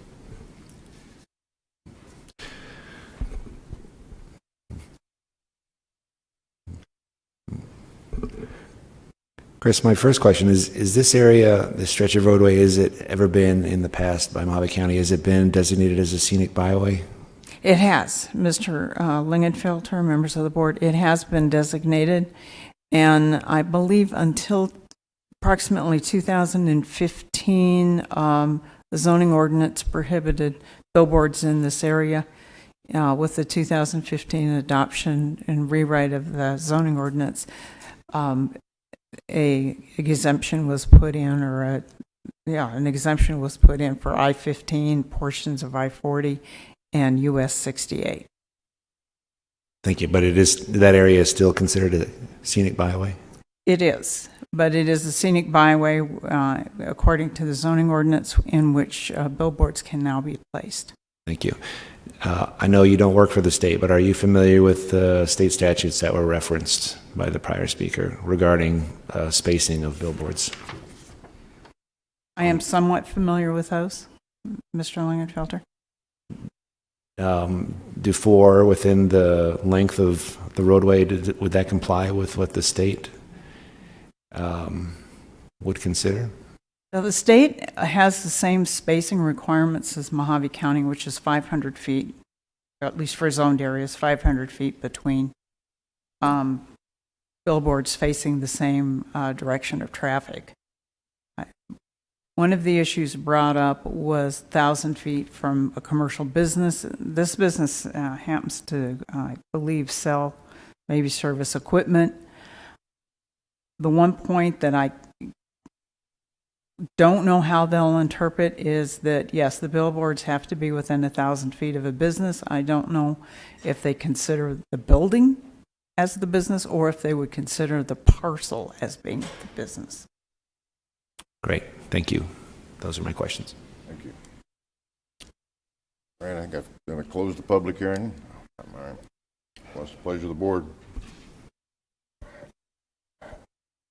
Chairman Johnson. Supervisor Lingenfelter. This is in District 1 again. I've received just several letters and emails and phone calls in opposition to this current project. I think the folks that I've heard from, they just believe that 4 is just too many within this certain stretch of roadway. And, for that reason, I'm going to recommend that resolution number 2021-209 is denied. Motion, to have a second? Second. A motion and a second. Further discussion? Hearing none, all in favor signify by saying aye. Aye. Any opposed, same sign. No. Motion carries.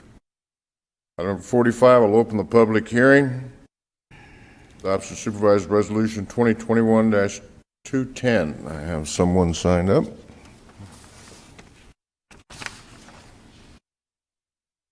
Jim Gutke.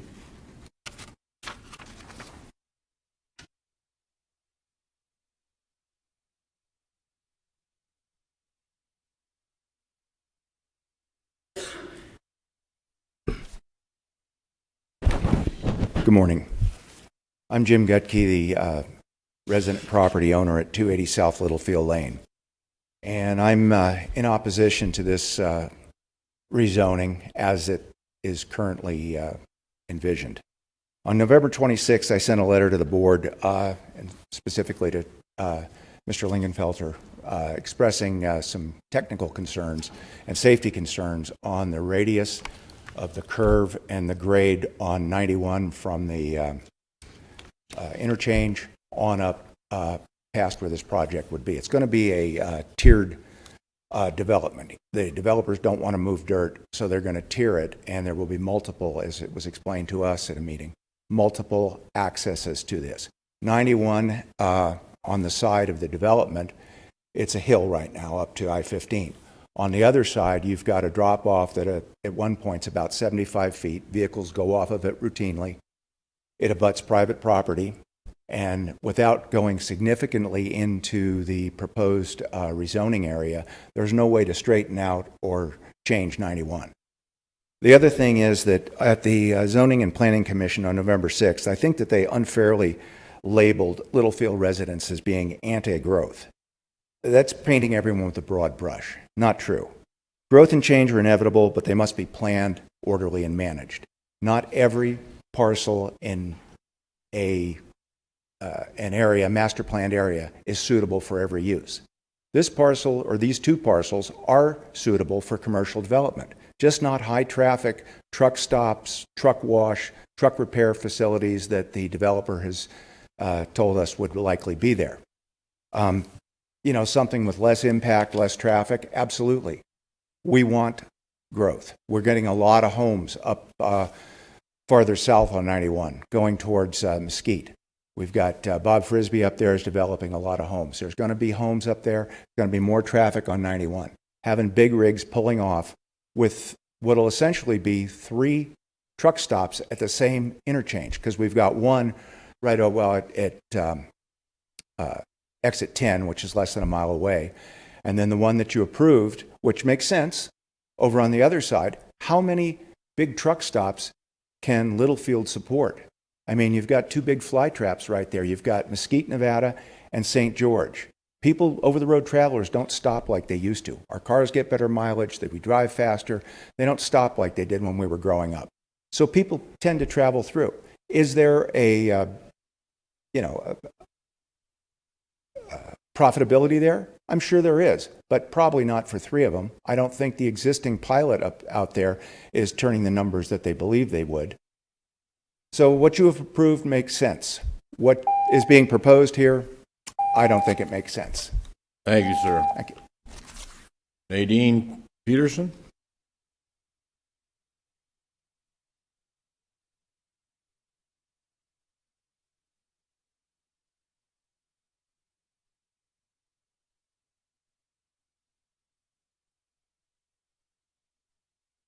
I'm Nadine Peterson, and I live at 173 Littlefield Lane. We lived in Las Vegas for 20 years, and now we have lived in Littlefield for 30 years, and we would not go back to city life. We moved to the country for the country life. We do have cows, we have horses, we've had horses, and we have chickens, and we have land to raise feed for those animals. This is what life we chose, to have and to keep that. We don't mind going to Mesquite. We don't mind going to St. George to get our food, to get our gas. We do believe in change, but in timely manner. You don't, just like in humans, you don't take a baby and immediately make him an adult. You don't take our dirt roads and then immediately put pavement above us that we will get washed away, because Littlefield is down lower than this truck stop. I'm opposed this truck stop, this trucking and the gas station, the commercialism. I like our life the way it is, but gradually we'll welcome people in. Come join us. We enjoy our country life. Don't come and force us to change for them to come in. We want to grow just like a human grows. Let's add homes. Let's add a workforce for them. There's not enough population in this little field. It's little field. And we don't have enough population to keep all these commercial businesses. The truck stop that's right now that's in, they can't keep employees themselves, let alone now you've just approved another truck stop and more commercial buildings. We have a huge retirement community too, that people are coming here for retirement to enjoy more of a quiet life. And so I encourage you, please vote against this. Thank you. Thank you, ma'am. Anthony Gill?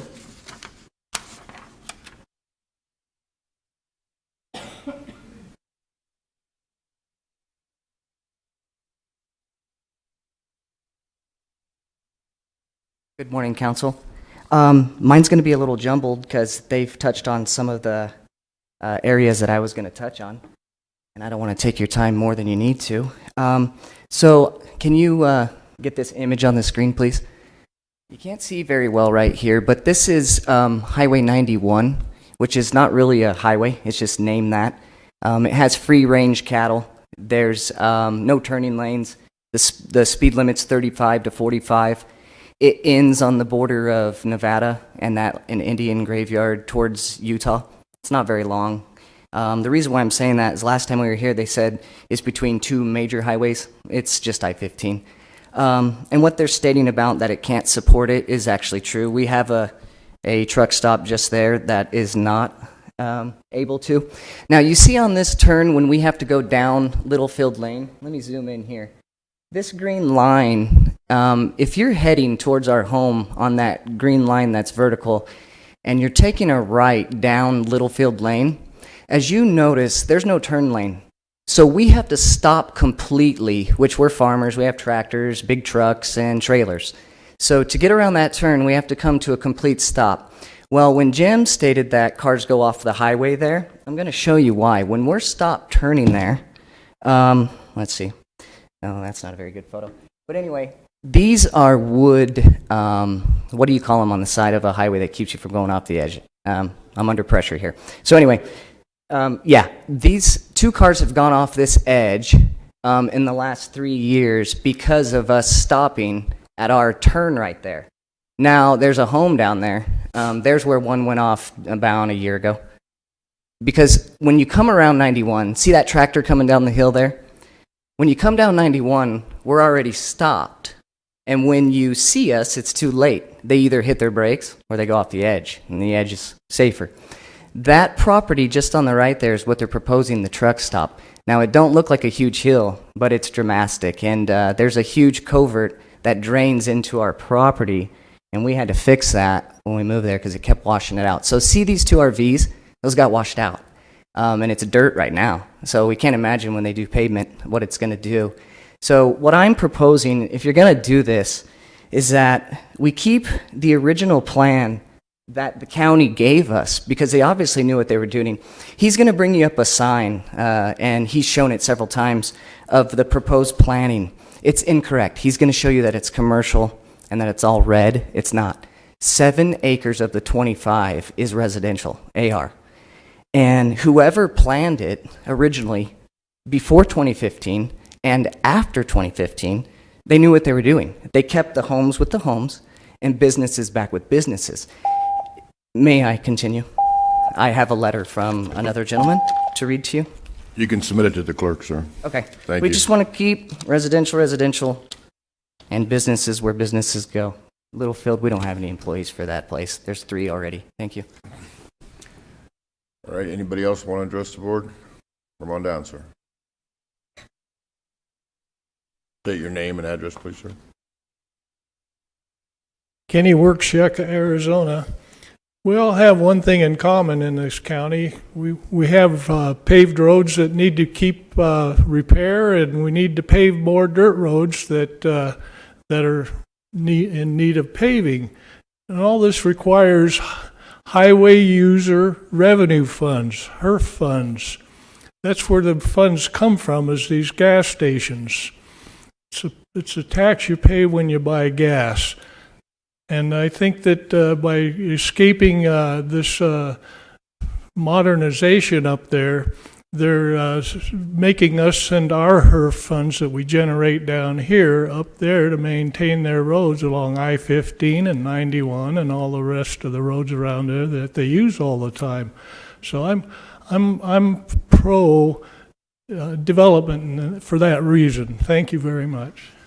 Thank you. Anyone else? I will close the public hearing. Pleasure of the board. Chairman Johnson. Supervisor Lingenfelter. Thank you. If I might ask Director Latosky to come to the podium, please.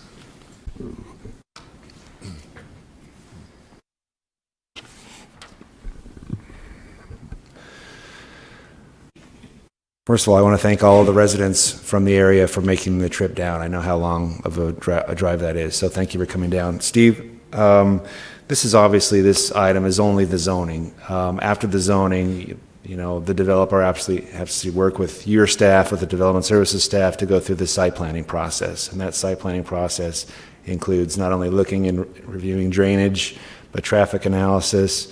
You want to speak a little bit about the process? The traffic concerns we've heard, the drainage concerns we've heard, those things are going to be addressed as a part of the site planning process, correct? Yes, Chairman Johnson, Supervisor Lingenfelter, the site plan process entails a kind of a cooperative tandem review by both Development Services and Public Works. Development Services being the clearinghouse. Public Works will be looking at all aspects of a development such as this as it impacts the public rights of ways, whether maintained or non-maintained. And Public Works will namely take responsible charge for reviewing the traffic study as well as any site development improvements within the public rights of ways. So we will look at all those aspects and work in tandem with our colleagues at Development Services on any comments. Great, thank you again. I just wanted to get that on the public record that, again, despite the zoning that we're going to consider on right now, that just much like the last item that we had concerning the truck stop, we'll be getting the recommendations of our professional engineering staff that are looking at traffic and drainage and things like that for this development, just like every other development. Right. Thank you. With that, I'd like to make a motion that Mojave County Resolution number 2021-210 is approved.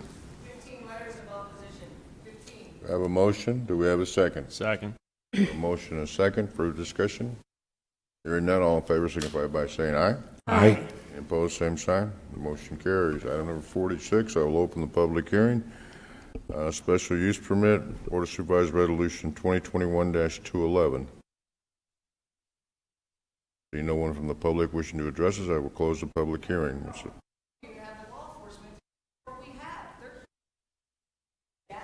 We can't be talking from the audience.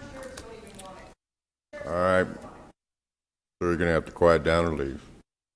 All right. 46, we have a motion and a second. All in favor signify by saying aye. Aye. Aye. Any opposed? Motion carries. Item number 47, I will open the public hearing. It's amendment to the Mojave County General Plan. Board of Supervisors Resolution 2021-212 and amendment to the South Mojave Valley Area Plan. I have no one signed up. Does anyone wish to address the board? Seeing none, I will close the public hearing. Pleasure of the board. Mr. Chairman. Supervisor Gould. I move that item 47 be adopted. Second. I Have a motion and a second. Further discussion? Hearing none, all in favor signify by saying aye. Aye. Any opposed, same sign. Motion carried. Item number 48, I will open the public hearing. Board of Supervisors Resolution 2021-213, a rezone. Have no one signed up. Is there anyone wishing to address the board? Seeing no one, I will close the public hearing. Board members? Mr. Chairman, Supervisor Gould. I move that item 48 be adopted. Second. Have a motion and a second. No further discussion. All in favor signify by saying aye. Aye. Any opposed, same sign. Motion carries. Item number 49, I will open the public hearing. Board of Supervisors Resolution 2021-214, special use permit. I have no one signed up for this. Is anyone wishing to address the board? I will close the public hearing. Pleasure of the board. Chairman Johnson, motion to approve resolution number 2021-214. Second. We have a motion and a second. No further discussion. All in favor signify by saying aye. Aye. Any opposed, same sign. Motion carries. Item number 50, I will open the public hearing. Board of Supervisors Resolution 2021-215. This is for a denial. I have someone signed up. More than someone. Mike Servillo.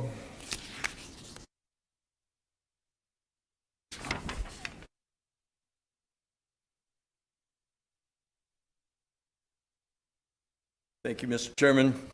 Supervisors, we went through this twice already, and we're here before you. I'm, of course, recommending denial on this. I want to just remind the board and staff, if I may, that we have an area plan. It was a stroke of genius by two of our board members, our developer, and many people I've not met that I wish I could. What we have with our area plan is a structured way for our community to grow instead of ending up in chaos like Littlefield and other places like that. We want to make sure that that does not get disturbed here, that our plan is a good plan. It actually spaces out where residential goes, where commercial will go, where churches will go, where fire departments will go, etc. And we want to make sure that we keep that plan and that the Board of Supervisors and staff understand that our community likes that and wants to stay with that plan. It is what we bought into. Thank you. Thank you. Ben Peterson.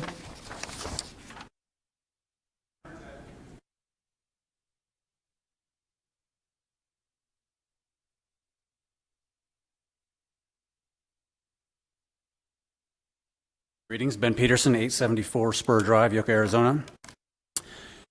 There's a clear desire to develop the South Ranch with off-road use in mind that maybe wasn't there when the original Dutch Flats plan was drafted. And I think one of the solutions to this, because we saw Mesquite Ranch and there's already a racetrack down there, is if we could link up I-40 that has the development zones for RV parks and off-road uses and do a southerly ORV, off-road vehicle path over to Planet Ranch, we could find a common ground and meet some of the needs of these people who are coming up from Havasu, and this is what they want in the year 2021. They want to be off-road. They want to do off-road activities. The question is, how do we mitigate that impact on the people who want quiet? I like quiet. I bought into a quiet part of the ranch, and I understand that. But there seems like there's just going to keep being these waves and waves of people coming up who want these types of off-road uses. And so focusing on that would be kind of the key. If we could get people over to Planet Ranch Road so they can access the Arizona Peace Trail in a way that keeps the off-road development focused and tight, and maybe start looking to the future as special use districts, because we have 200 square miles and there's kind of a blanket no growth mentality that's present right now. And what it's doing is it's robbing some of the other landowners of their rights. For example, There's stories across the ranch of people who invested their nest eggs into the Dutch Flats plan. They love the vision, but in 20 years, it hasn't come to fruition. Property values are still $800 an acre on average below where they were in 2007. And when you multiply that out times 130,000 acres, it's over $100 million in lost equity and financial harm to those members of the ranch that aren't here to support their position today. So I'm not saying we should turn the whole ranch into a motoplex. It's not a either or position. If we could start breaking it down into special use districts and giving people what they want, and then the specialization on the ranch would help restore the values, because people who want to live in quiet zones would probably pay a premium to have that experience. And people who want to live, in horse country or ORV country, again, would pay for that. And we can find ways to work together. What's a motorcycle track now, in 2 years may be an electric bike track. It may not be noisy. Mike, the solar guy who runs the HOA, he may want to wire up the solar panels for the electric track guy. Things evolve over time, and if we can look at getting, more talent out there and responsible growth, I think that would be a benefit for the area. Thank you very much. Thank you. Carol Wilk.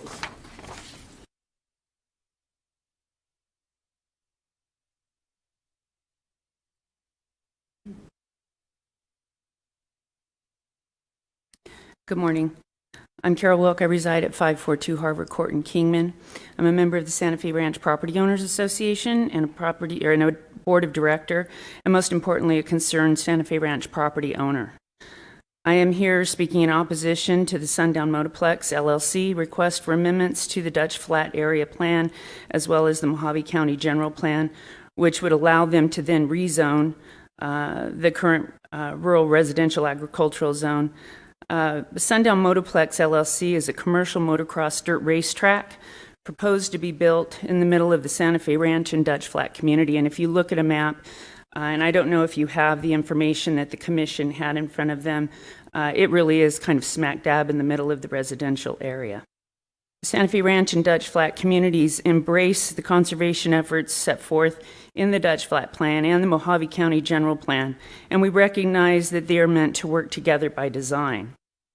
The Mojave County General Plan reflects the many area plans that have been painstakingly produced to provide insight and direction to the county manager, commissioners, and elected supervisors to create policy which benefits the varied communities that make up Mojave County. The Dutch Plat Plan is well researched and thought out. More than 50 county employees, including supervisors and residents, spent a year working with the Bureau of Land Management, Arizona Game and Fish, and many others to research and publish the Dutch Flat Plan. It should not be amended to haphazardly undo their hard work and allow for commercial developers to come in and destroy this unique and protected desert ecocline, 40 acres at a time. The Mojave County General Plan is extensive and shares a similar commitment. Quoting from page 62 of the General Plan, where it points out the importance of distinctive community character, it states, quote, "The goals and policies of the General Plan provide for different types of communities within the unincorporated parts of Mojave County. This plan provides areas for urban, suburban, and rural development so future residents can select the living environment that they prefer. It provides for growth and flexibility while retaining the rural character of the county. The plan focuses most of the county's growth in urban and suburban development areas, preserving the character of rural development areas and the sparse development patterns in remote areas. This one paragraph references the importance of preserving rural character and development within Mojave County three times in just one paragraph.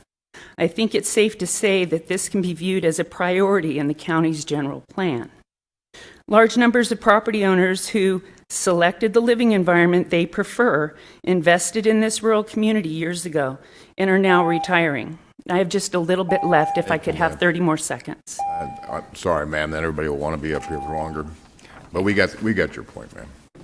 Okay. Rob We just Hooper? would ask that you would vote to deny. Thank you.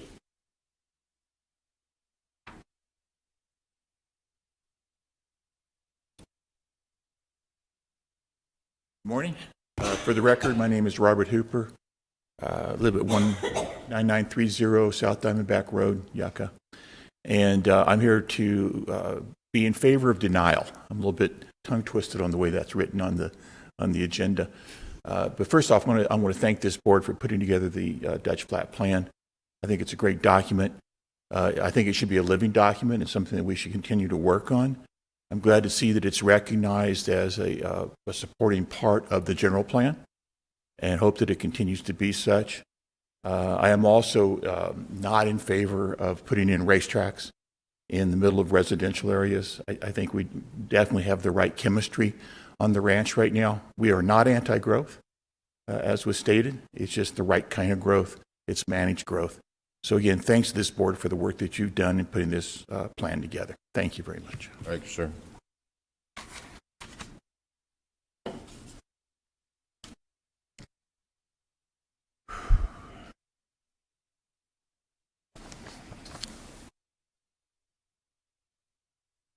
Maybe Loudon, Waldron, Piers, DeVille?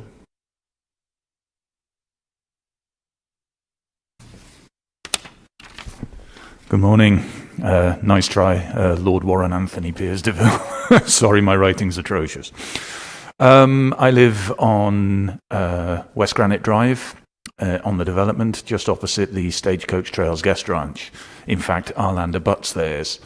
They are a commercial entity. They are extremely good neighbours. I have no problem with growth, but growth needs to be the sort of growth that you would expect in that area. A guest ranch where they take people on horse rides and things like that. They have lasso competitions, everything. There's no problem with that. At the planning and zoning meeting, the proponent of this racetrack actually stated that the reason that he bought residential property was that he couldn't afford commercial property. Now, my commanding officer in the Navy used to say, sorry, for clarification, my commanding officer in the Royal Navy used to say, don't make your problems my problems. The residents of this association should not be made to pay for the lack of finances of the owner of this land. He doesn't live out there. He's just going to be using it for commercial stuff.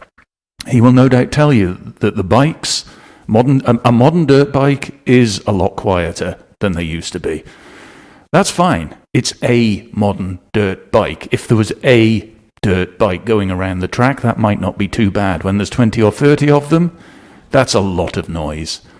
When I drove here this morning, I went through Yucca, obviously. My odometer reads 25 miles from our property to Yucca. We can clearly hear the trains from Yucca. They are very noisy. I can hear whole conversations from the guest ranch a quarter of a mile away, and there's a huge dirt berm between us. This is absolutely going to be noisy, dusty, and not wanted by any of the residents. Thank you. Thank you, sir. David Granger?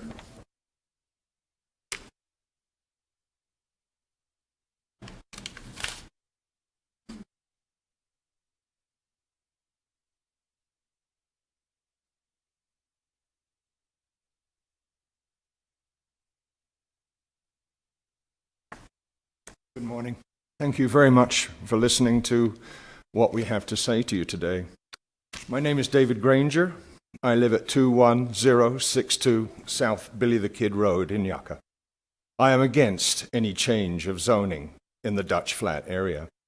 When many of us purchased our properties, it was with the understanding that Santa Fe Ranch would continue to be a rural residential neighborhood. The original plan for the area that was created when the subdivision was first envisioned should not be changed. Another member of the public spoke earlier about the problem with speeding vehicles on dirt roads in this area. Adding more traffic to the infrastructure will be detrimental to the roads and to the environs. I thank you very much for listening to my comments. Thank you, sir. Have a good day. Lorraine Catney?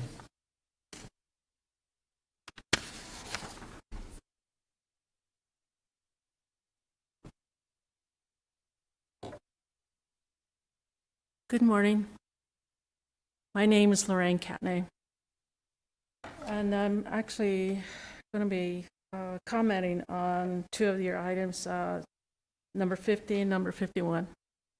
The last meeting that we had, I understood that number 50 was already approved of denying of, because I also oppose on any of the changes. We've already heard a lot of issues that have happened. And I signed a contract in 1997 with people that were actually selling the parcel. And my understanding, as we all stated, was that there was not going to be any changes. It's a place for our retirement.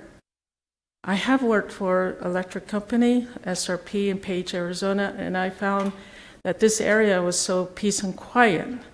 I do come from a Navajo reservation, but I decided to live outside our boundaries. And that was the place for a retirement. And it has been very quiet, peace and quiet, and our neighbors don't have any issues until this issue of rezoning and having bicycles that are a big issue. I live not too far from where this development is being mentioned. I live on Roy Rogers and Sundown. And I don't think I would actually approve of something that was so, it's not stable for that area. Of course, yes, on the Navajo reservation, it is like that. It's peace and quiet until you hear a noise and you start talking to law enforcement. And that's what it came down to. But I do enjoy my neighbors. They have their own issues, but it stays within the property. And like I said, our main roads, which is Elmo Road, Butch Cassidy, Fireside Road, is now the main road. Used to be just people were, it's just an off the road. Now Sundown is going to be another issue of, heavy traffic. And I don't think I want to have something like that around our neighbors. There's 4 that are close neighbors that we live together and we help each other. So I oppose on number 50 and 51. So thank you for listening to me. And I do appreciate people that make their comments. And we don't really need these type of issues in our neighbors. Thank you so much. Thank you, ma'am. Doug Francis?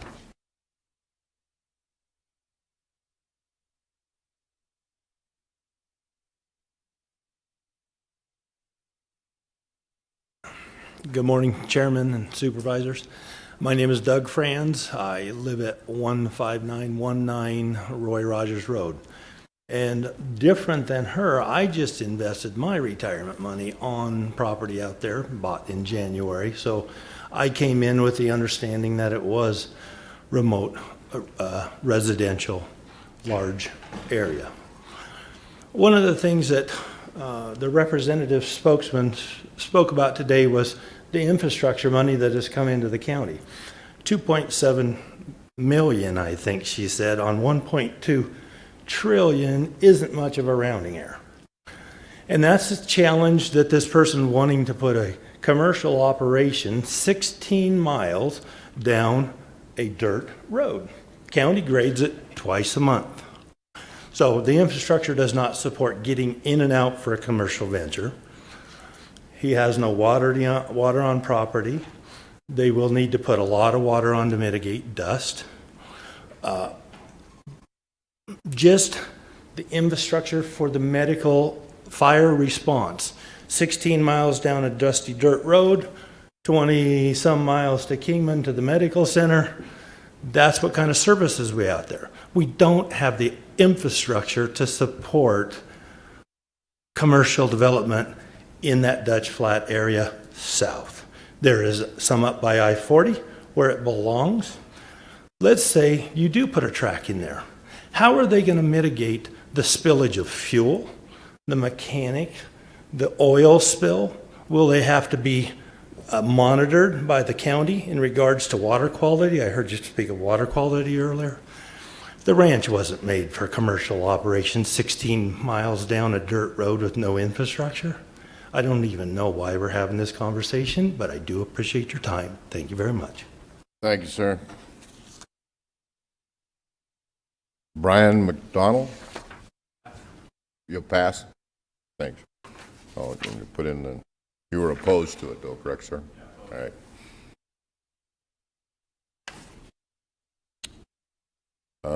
Jolene McDonald?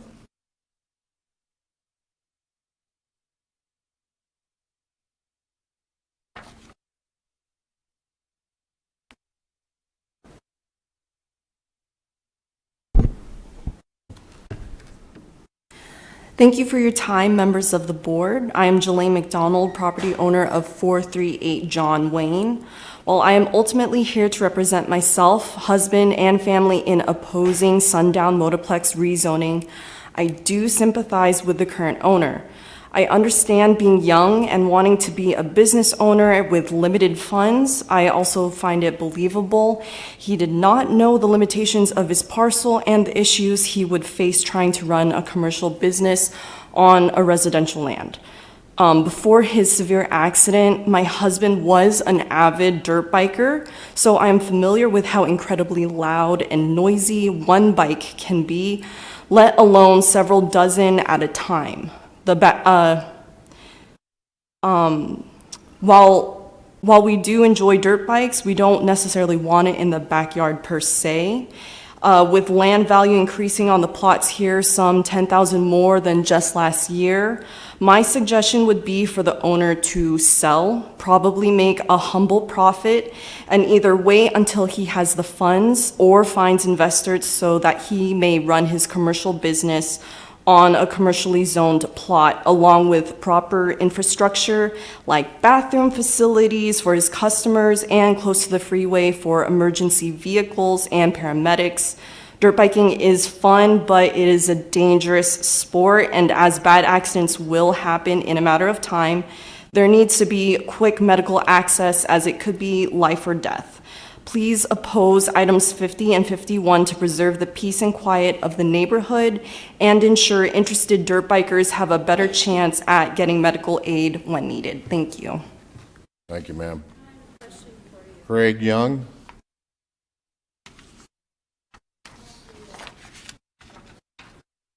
Morning, all.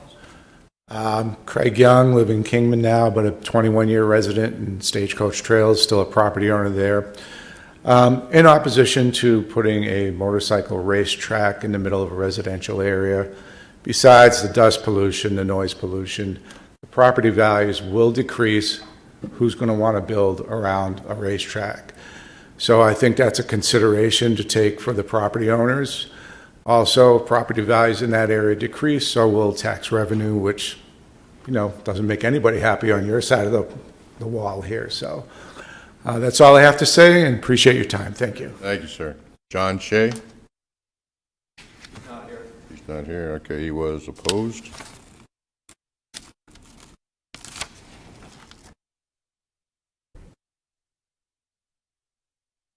Okay, that's the next one.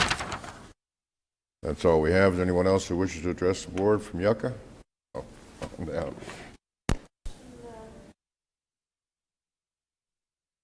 About the suggestions that... Go ahead and state your name, ma'am. Oh, excuse me. Hi, I'm Kathy Murphy. I live at Stagecoach Trails. I've been there for 21 years, and I've had my ups and downs. I mean, everybody's got problems, but the main situation with the problems we've had are the big floods we've had, and all the roads were wiped out at one time. And everybody trying to get back up on their feet, and the Dude Ranch owners sold out because they wanted to get back to Indiana after all that flooding.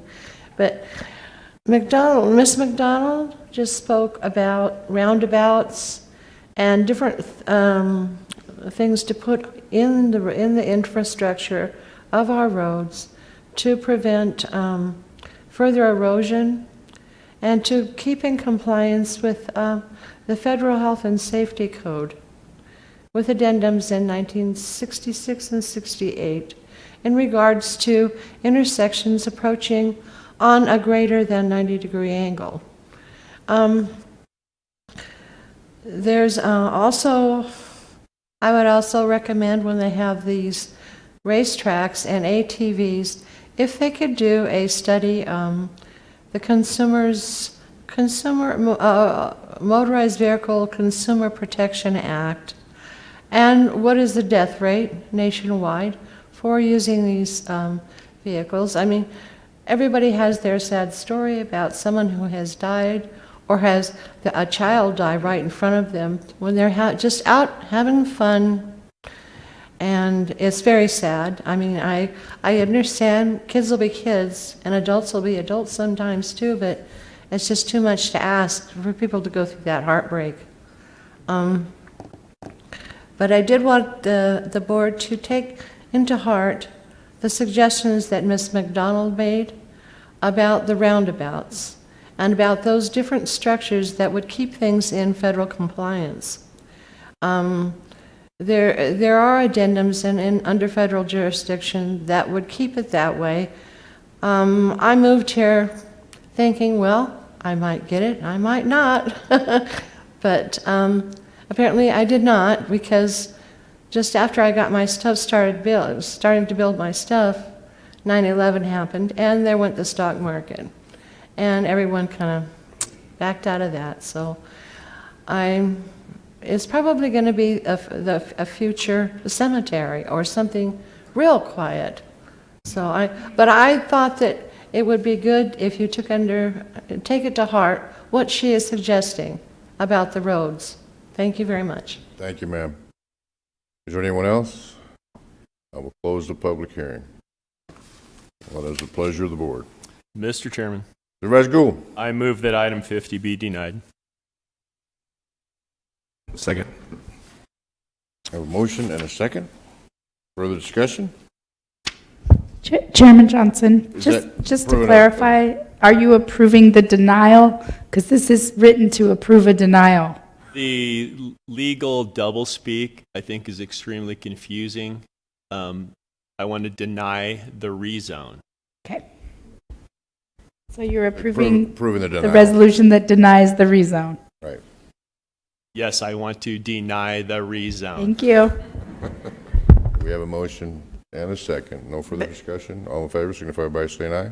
Aye. Any opposed, same sign. Motion carries. Item number 51 is a public hearing. Chairman Johnson. Mr. Supervisor John. Bishop. Christine Ballard is at the podium. Yeah, Mr. Johnson, the item before the commission was a general plan amendment and an area plan amendment, not the rezone. Okay. Oh, okay. Yeah. I see what you're saying. Want to restate it? Sure. Right. I move that we deny the amendment to the Yucca area plan and the general plan. Have a second. Second. We have a motion and a second. All in favor signify by saying aye. Aye. Aye. Opposed, same sign. Motion carries. Item number 51 is a public hearing. It is on 2021-216. We have similar people signed up. Some people still want to talk again on this item. Come on down then and state your name, please.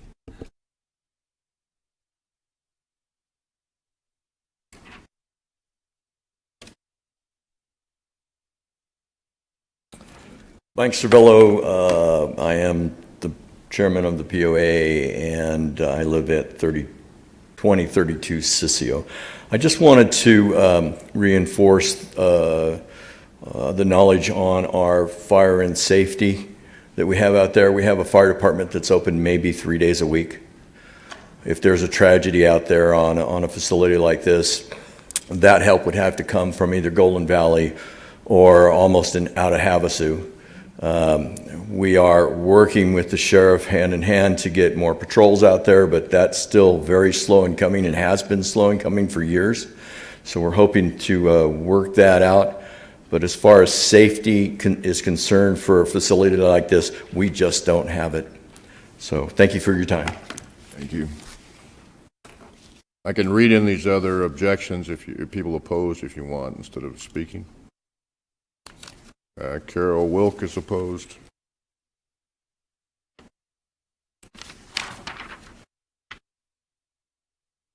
Ben Peterson's in favor. Rob Hooper opposed. Brian McDonald opposed.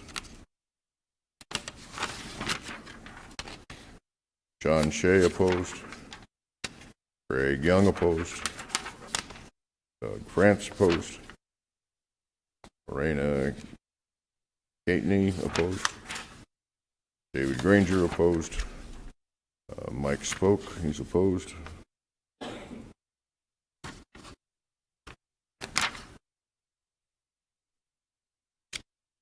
And the gentleman from the Royal Navy is opposed. And Jelani McDonald. Is there anyone else? All right, I'll close the public hearing. What's the pleasure of the board? Supervisor Gould. Mr. Chairman, Supervisor Gould. I move that the board deny the rezone on item 51. A second? Second. A motion and a second. Further discussion. Hearing none, all in favor signify by saying aye. Aye. Aye. Any opposed, same sign. Motion carries. All right. Item number 52, I will open the public hearing. I have no one signed up. Board of Supervisors Resolution 2021-217, rescission of Board of Supervisors Resolution 202-1017. Anyone wishing to address the board? Seeing no one, I will close the public hearing. What's the pleasure of the board? Chairman Johnson, I would like to hear from maybe Christine Ballard a little more about what's being proposed here. All right, Ms. Ballard.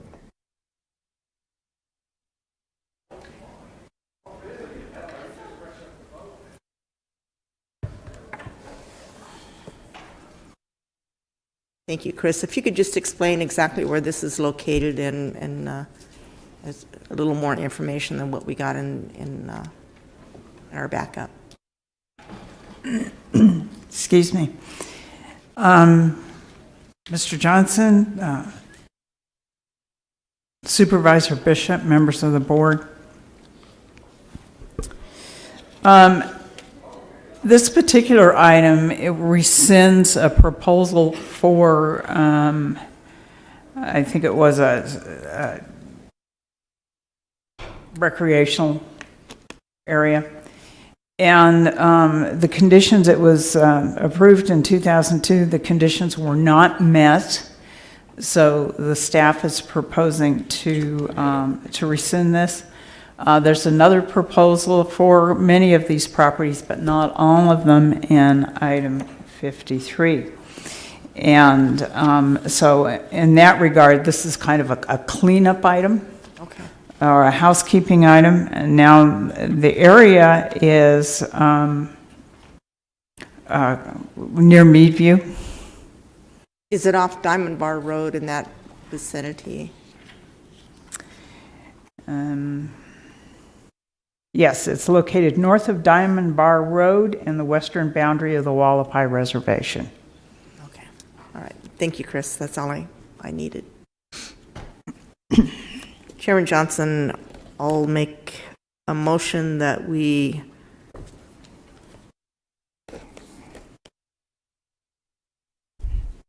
this is a little confusing, so I guess I can take a minute while we wait for Supervisor Gould.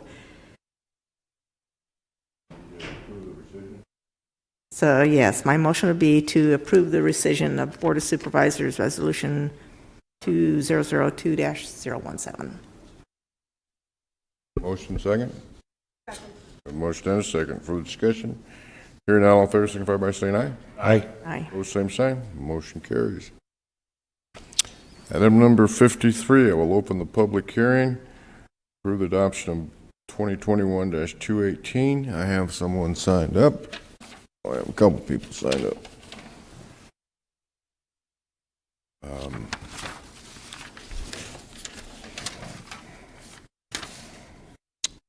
Kathy Taggett Hicks, I guess we'll start with you.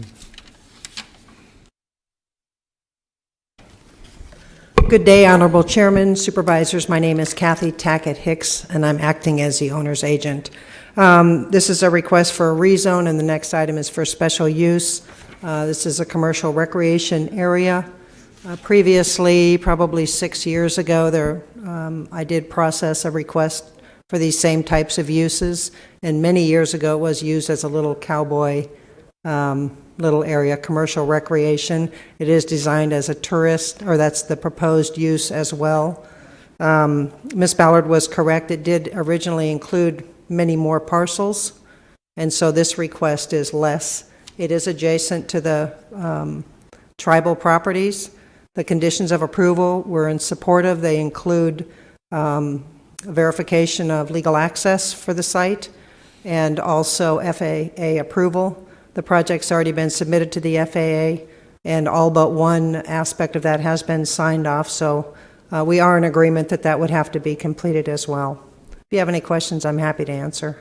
It's a passive commercial use. Thank you. David Saunders?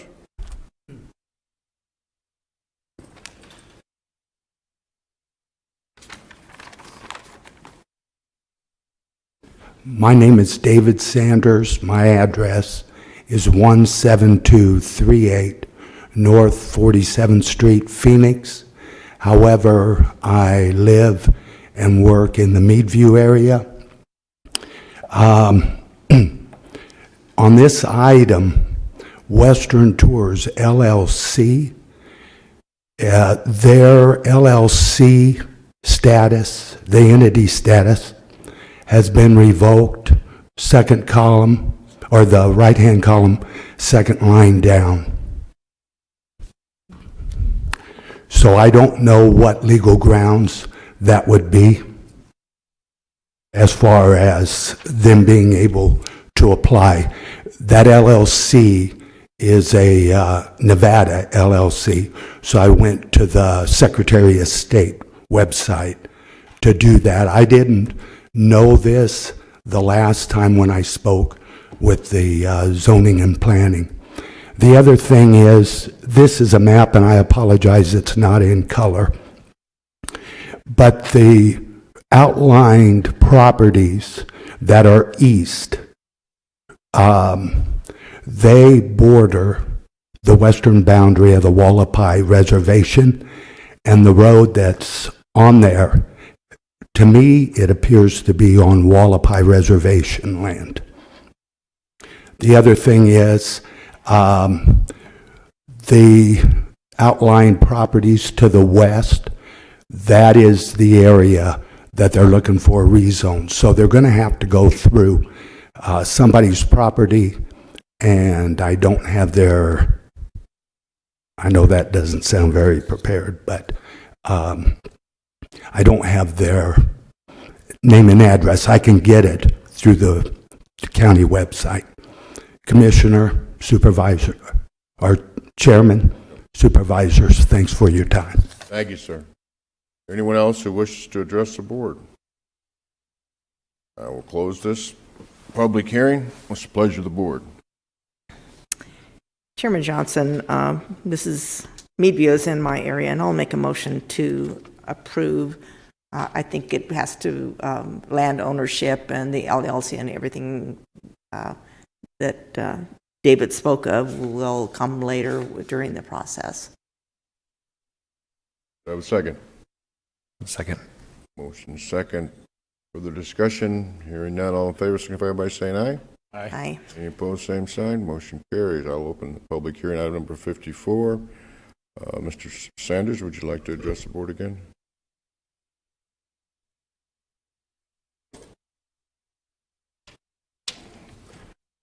Mr. Chairman, Supervisors, the same thing. The only thing is, I work at the Grand Canyon Western Ranch, and one of the owners, well, I have just seen so much destruction out there that in my previous point, the people that are in charge, Jim Barnes, he has gone beyond any of the county regulations and tried to develop areas without use permits or anything else. They just throw it up. The previous owner, Nigel Turner, he did the same darn thing. And according to what I believe, they're going to have to put in a new road. And it's going to go up the side of a mountain. The other issues that they're going to have trouble with is signage to the road, water, sanitation. The area is, even though it's close to the road, it's pretty remote. Thank you. Thank you, sir. Do you wish to address the board, Ms. Hicks? Taggett Hicks? Hello, Kathy Taggett Hicks again. I just want to clarify, and Dave and I are friends. But this is, it is isolated. It's meant to be that way. That's what these tourist people come in and move that. I'm representing the person who is under contract to purchase that property, so it would not be with Jim Barnes anymore. So it'll be a different group who's established in the county and has done many other items. So I just wanted to alleviate that. If you have any questions, I'm happy to answer. We have none, thank you. Thank you. Anyone else wishing to address the board? Close the public hearing. What's the pleasure of the board? Motion to approve. Do you have a second? Second. A motion and a second. Further discussion. Hearing none, all in favor signify by saying aye. Aye. Any opposed, same sign. Motion carries. All right, we'll stand in recess till a little after 1.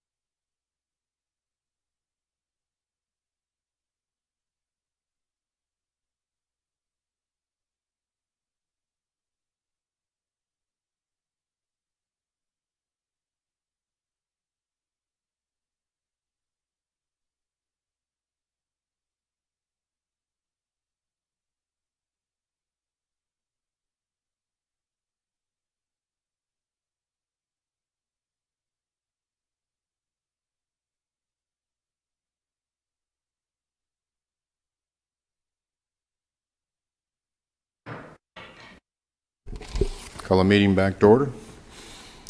All right. We're on item number 55. We'll open the public hearing on Board of Supervisors Resolution 2021-220, rescission of Board of Supervisors Resolution 2009-275. Is there anyone from the public that wishes to address the board? Seeing none, I will close the public hearing. What's the pleasure of the board? Chairman Johnson, I'll make a motion that we approve the rescission of BOS Resolution 2009-275. Second. A motion second. No further discussion. All in favor signify by saying aye. Aye. Any opposed, same sign. Motion carries. Item number 56, I'll open the public hearing. Board of Supervisors Resolution 2021-221, rescission of Board of Supervisors Resolution 205-614. Anyone from the public wishing to address the board?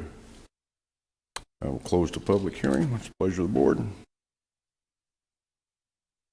Chairman Johnson, I'll make a motion that we rescind BOS Resolution 2005-614.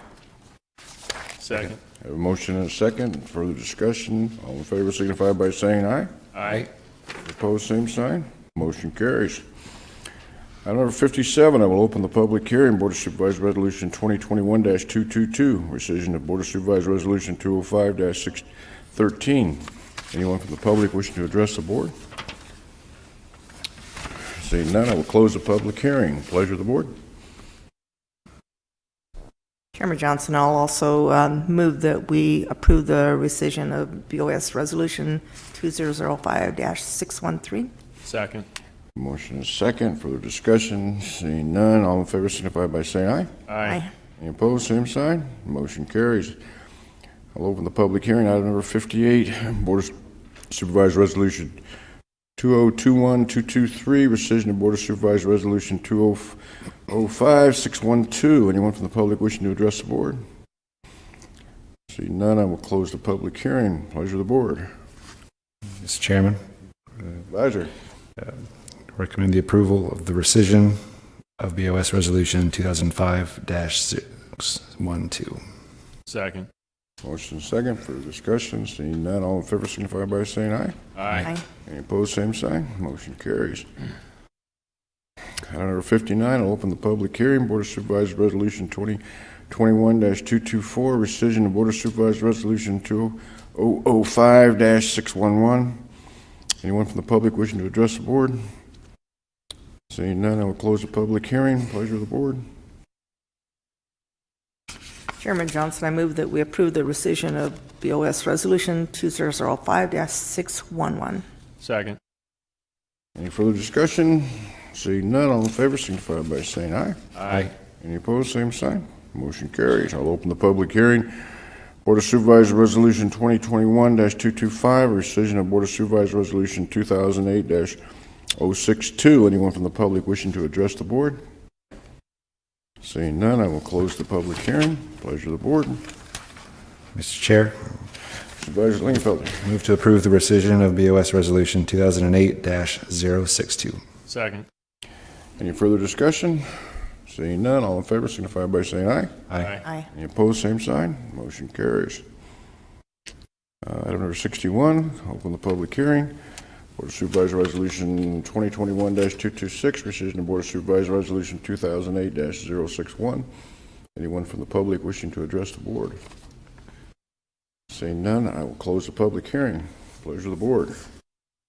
Mr. Chairman, Supervisor Lingenfelter. motion to approve the rescission of BOS Resolution 2008-061. Second.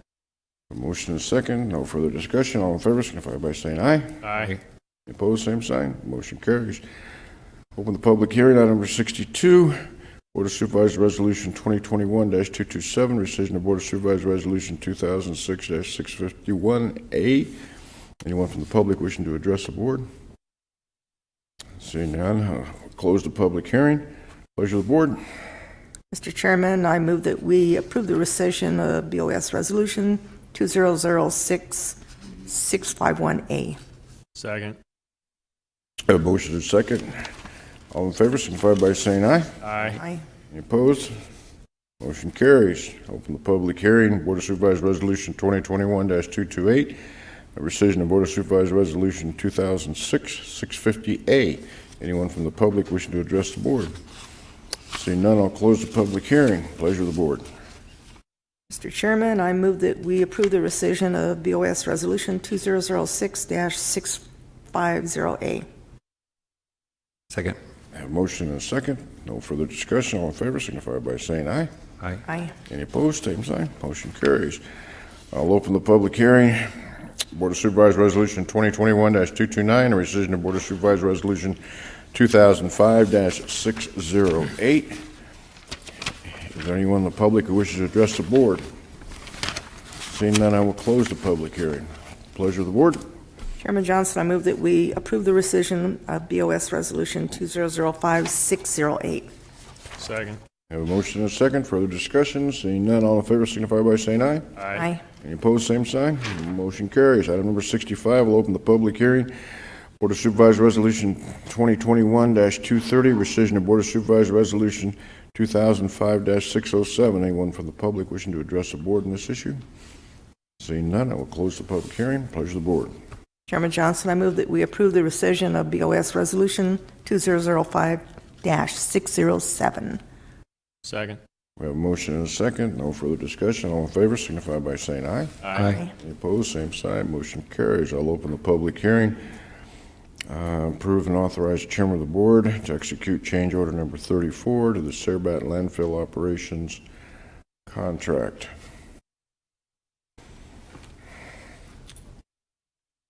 Any questions on this? The county manager, you handling this one? Yes, Mr. Chair. Oh, well, okay, well, I do the public hearing first, I guess. Anyone from the public wishing to address us? Seeing none, I will close the public hearing. Now, Mr. Chairman, board members, this is a routine annual. It's built into the contract. If you have any specific questions, we will do our best to answer those, but it's built into the contract for the board to consider and update the rates as appropriate. Nothing else? Do we have a motion? I got a question. Supervisor Gould. Thank you, Mr. Chairman.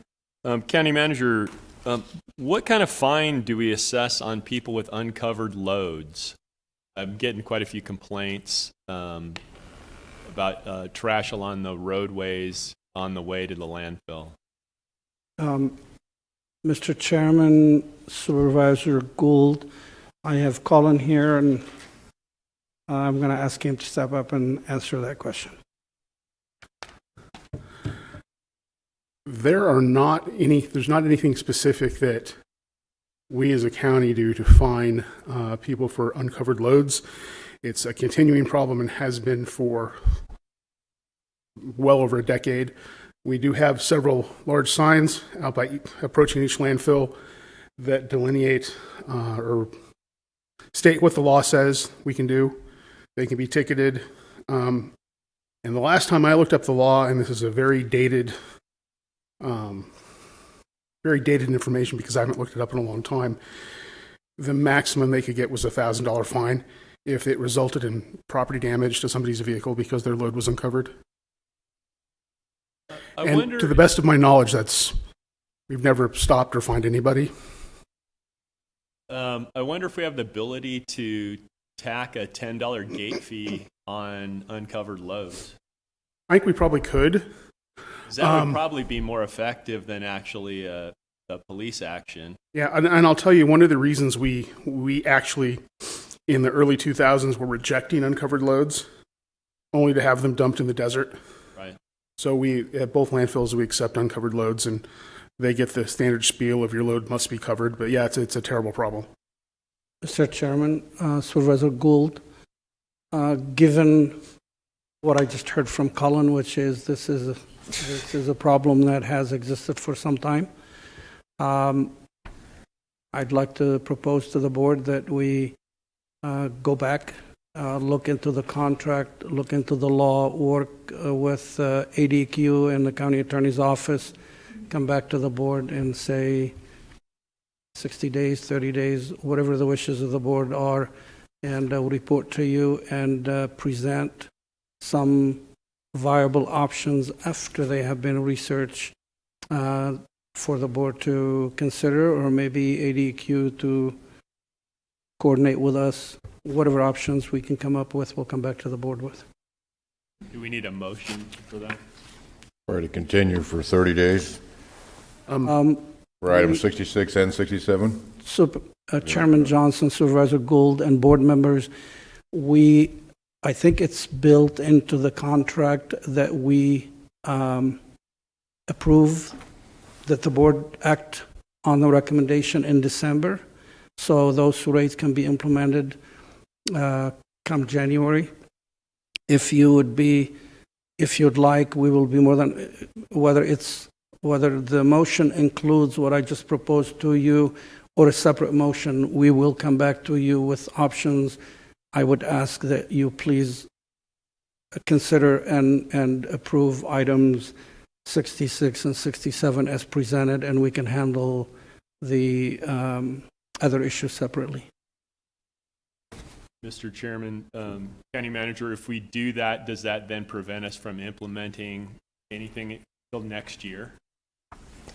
1 year from now? Mr. Chairman, Supervisor Gould, I honestly don't believe so. I need to understand what's in the contract, and that's why I said we will work with the county attorney's office and ADQ to consider those options. If there is no conditions or no reason, nothing to preclude the board from acting, then we will present our findings to you, and the board can act as soon as at that time. Okay. Thank you. Any further discussion? We have a motion. I'll make it. I move that item 66 be adopted. Second. Motion second. No further discussion. All in favor, signify by saying aye. Aye. Opposed, same sign. Motion carries. I'll open the public hearing on discussion possible action, approve and authorize the chairman execute change order 44 to Mojave County Landfill Operations Contract Agreement with Mesa Disposal. Anyone from the public wishing to address the board? Seeing none, I will close the public hearing. Pleasure of the board. Supervisor Gould. I move that item 67 be adopted. Second. A motion and a second. No further discussion. All in favor, signify by saying aye. Aye. Any opposed, same sign. Motion carries. Item number 68. Mr. Esplin. Mr. Chair, this is the item I am filling in for Mr. Esplin on. Floor is yours. Mr. Chair and members, this is an agenda item the board has been advised on in the past in prior agenda items. This is the settlement that the state of Arizona is entering into, as well as essentially all county and city governments. The Attorney General will be signing on behalf of the state a $26 billion settlement. So we're now at the stage of not just negotiating and coming to preliminary agreements, but actually signing the settlement agreement with the nationwide opioid issue, including Johnson & Johnson as distributors. Arizona will receive somewhere in the ballpark of 542 to 549 million, something like that.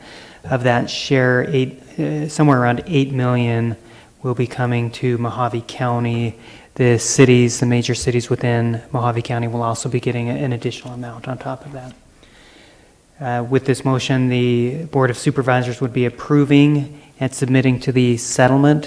So again, this is the county agreeing to the settlement amount, as well as releasing all future claims against this group of opioid manufacturers. This is not the one against, and I'll try to get the Hackler group. So it's not that settlement that's in a bankruptcy court. This is the other settlement with regards to the opioids. And I'm happy to try to answer any questions. Sorry.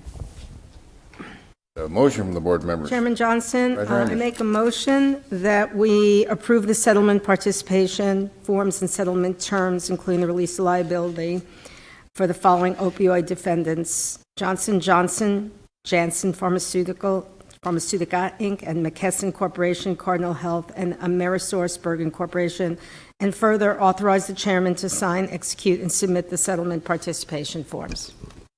Second. We have a motion and a second. Further discussion. Seeing none, all in favor, signify by saying aye. Aye. Any opposed, same sign. Motion carries. Item number 65 or 69 is approve the recommendation of the county manager, position of administrative services director. County manager. Mr. Chairman, thank you. Mr. Chairman, board members, this position is for the administrative services director. This is a key position for Mojave County and has been open since August. We have put a panel together, completed a recruitment process, received more than 20 applications, interviewed 6 candidates, and we have a candidate here that was the recommendation of the panel and myself, rose to the top of the candidates that were interviewed. She comes in with a proven track record of experience. Her name is Barbara Spoonhour. So my recommendation is to the board to appoint her to this position.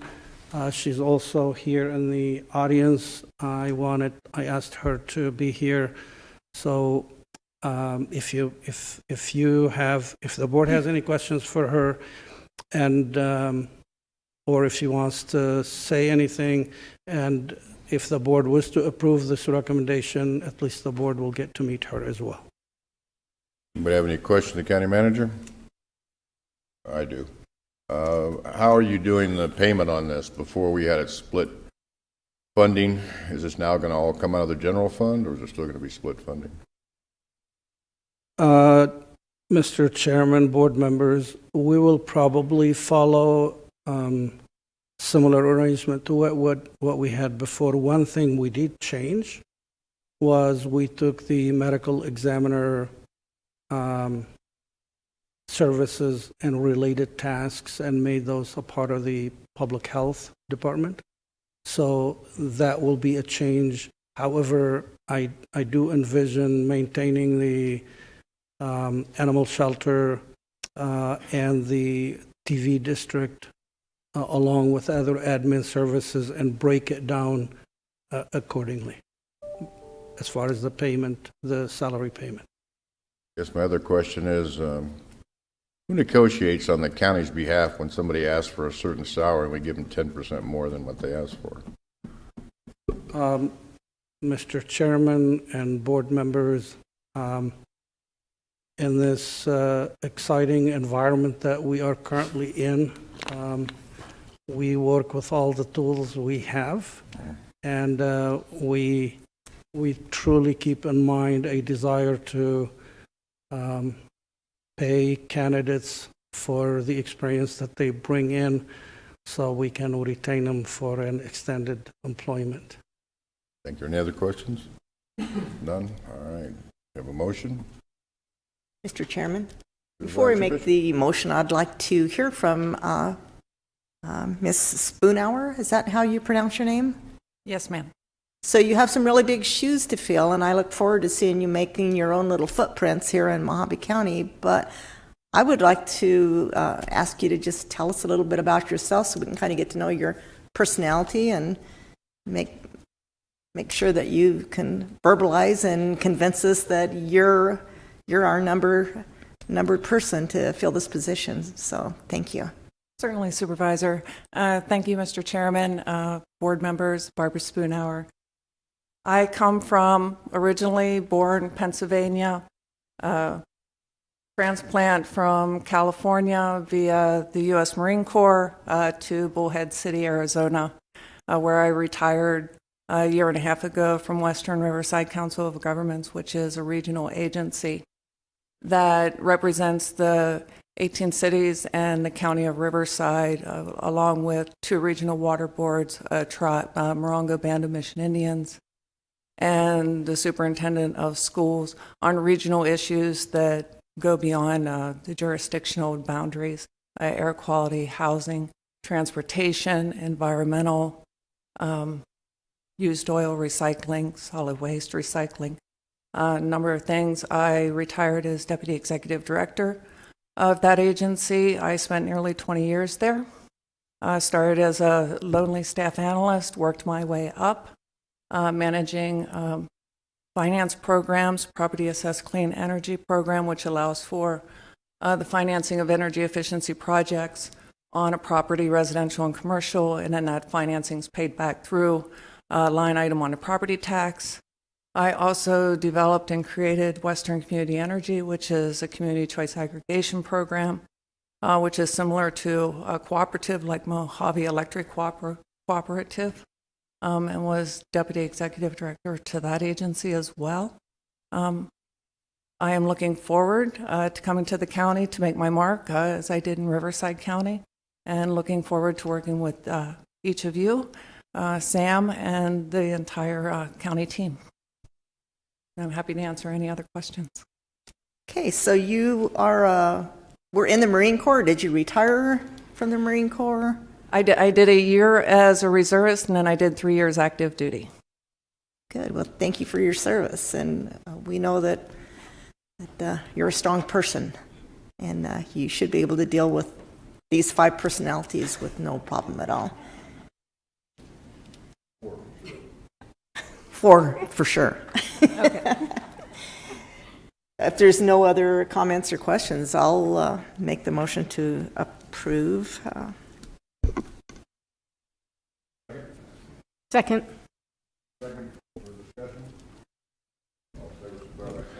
Aye. Aye, and welcome. Thank you.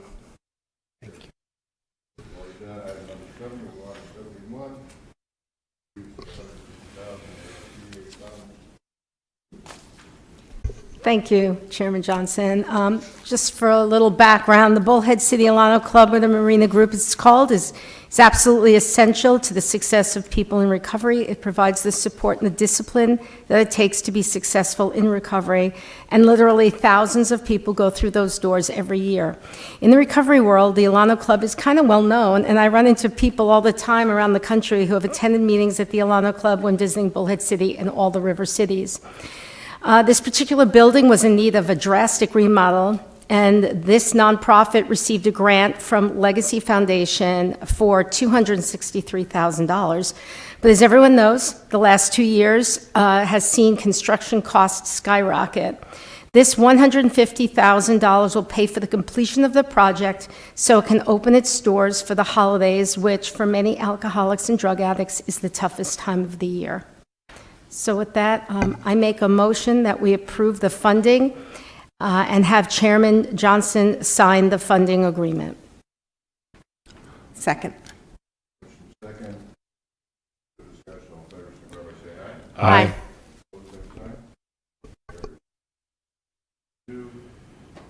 Item number 72 was placed on the agenda by myself. What I'm looking for is, if the board is interested, it's my understanding that the Parks Department has in the past, not sure if they're still doing it, giving away free night stay, that sort of thing in our parks for, supposedly public relations. I don't know that, maybe the attorney can let me know if that's a legal thing to do. We can't have Mr. Letowski giving away free oil changes. I don't know if we can have the Parks Department giving away free night stay. And if those things are true, I was wondering if they could just bring back a list, if that is so, saying in the last 3 years we've given away X amount of stays, which cost so much money, and the reason why. Because I know some places hit us up like Kiwanis clubs, different organizations. Supervisor Angus. Just for clarification, are you just talking about stays or passes for day pass? I guess any of them would be. For anything? Because I would think that would be something that the board should approve, especially with, a 3-day weekend at Wallaby Camp or Davis Camp. I just wonder about the legalities of it. Do you have something to say, County Manager? Mr. Chairman, board members,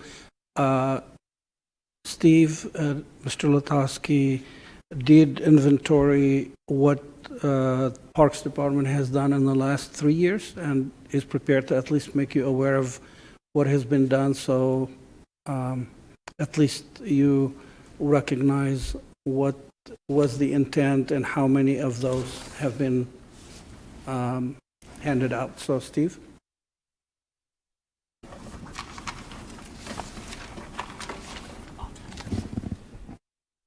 Mr. Latowski. Chairman Johnson, members of the board, I appreciate the question.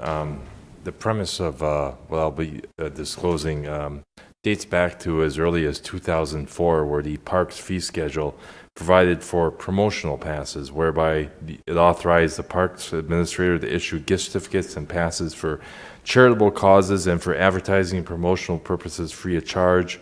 Number of these passes will not exceed 30 per year. The County Board of Supervisors will receive an annual listing of past recipients. We may have been remiss in that matter. In the last 5 years, and our so-called promotional pass is a $100 gift certificate for basically lodging at Davis Camp or Wallaby Mountain Park. So that is the definition of the so-called promotional pass. We've done it on 5 occasions with regard to 4 requests and 1 in-house. So in 2021, we did do recently an in-house social media contest and marketing where we did provide a pass worth $100. We received also a donation request from the Dolan Springs Trail System. They utilized that as a fundraising effort, and that was 1 pass, again, valued at $100. Last year, we did passes for both the Boys and Girls Club of Bullhead City and the Dolan Springs Trail System again. So 2 passes last year. In 2019, we did do a donation request for KRMC, 1 pass valued at $100. In 2019, we also did a radio trade agreement with Murphy Broadcasting and Cameron Broadcasting, whereby we provided 36 passes in exchange for radio airtime services. And I remember I'd listened to these stations myself. I recall that largely they were utilized at those on-air or on-location giveaways where customers come out to the on-air location. That's one of the prizes. But I also heard that'd be like one of the prizes in a morning talk show giveaway type contest as well. I believe that trade agreement was brought to the board. I don't have a copy of that with me. We would like to do the trade agreement again. We find it's a good value, but what we were kind of hung up on last time in 2019, where it really didn't explicitly indicate what airtime parks would receive. So we're talking to those stations again, and we'd like to firm up any kind of trade agreement so that we have a really good understanding when those radio airtime for promoting the parks will happen. And such agreement would definitely be coming back to the board if we do some. So the big bulk, again, to recap, was 36 for $3,600 under that radio trade agreement. Otherwise, in the last 3 years, only 5 through other means. So you're saying those ones you gave to the Murphy Broadcasting were $100 a piece? They're valued at $100. They provide for literally a $100 gift certificate for lodging at Davis Camp or Wallaby. Yeah, I recall when we talked about doing trades, but like you said, we've never received an update from anybody on who's getting them, and then you're going to have, I think you have a problem with, we had such a limited number, but when you start getting repeat people that just look every year, that kind of bothers me. I don't know if it's something the board would want to just bring back to revisit to see. And I would think if you're going to do radio trades, obviously we should include our PIO in that, as he's got extensive experience in the radio business. But would anybody curious like me? I mean, I just think we have a problem if we start giving them out. If we're going to continue to get reports, that's great. So we say, okay, it's not all going to here or, somebody's relatives when they come to spend the weekend. I have a quick question. Supervisor Angus. So what we got in trade for those passes, were they advertising for county events or just the county parks in general? Like what kind of advertising did we get? Good question. Supervisor Angus, radio trade was primarily just to market the park, just promote the park, but not for specific events. Okay. I guess something that would be curious to me is using local radio. I'm guessing, I imagine the majority of people in the county realize we have these parks available. Would it be better to be doing radio trades with, the California market, the Phoenix market, the Flagstaff market? I guess that was just a thought. Maybe that's something if you meet with the PIO, he might have a better idea, what our market target is, I guess. I would assert that one of the things that I had looked at before was like Groupon and those other like national type avenues by which you could try to sell certificates, and they didn't really want to entertain working with us. They thought we were too local. Obviously, as you mentioned, the other metro areas, they'd be happy to take our money for advertising, but whether or not that'd be effective, certainly the California market gets pulled into Davis Camp, but sounds like that's spread like wildfire with good word of mouth. Our customer service is so good that they keep coming back. Well, I guess unless nobody else has anything on this, if we continue to get an update of who gets these absolutely giveaways, then that would be good. Absolutely. So there's no other action needed on that then. All right. Ms. Burley here.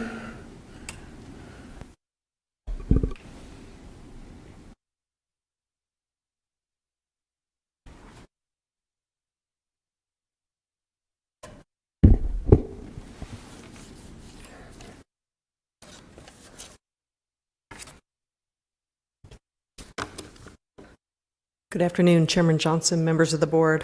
I'll go through my trend update for you and then certainly entertain any questions that you may have after that. Or if you have something that you'd like me to address immediately, just let me know. So our case trends, we'll start there. Our COVID transmission in Mojave County remains high with a case rate of 228 per 100,000 and a percent positivity of just under 19%. We have currently the 6th highest percent positivity rate across the state. So looking at the other counties and comparatively, we're 6th.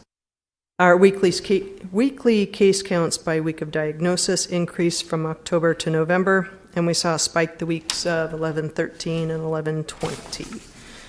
We had 448 cases reported the week of 11/27. The overall number of cases reported in November increased by 22% compared to October, and compared to 2020, November of 2021 had a greater number of cases than last year at this time. So we're just trying to make some comparisons one year to the next based on where we're at today. In terms of our trends associated with the deaths in our county, the number of deaths by week of diagnosis has remained steadily high throughout November.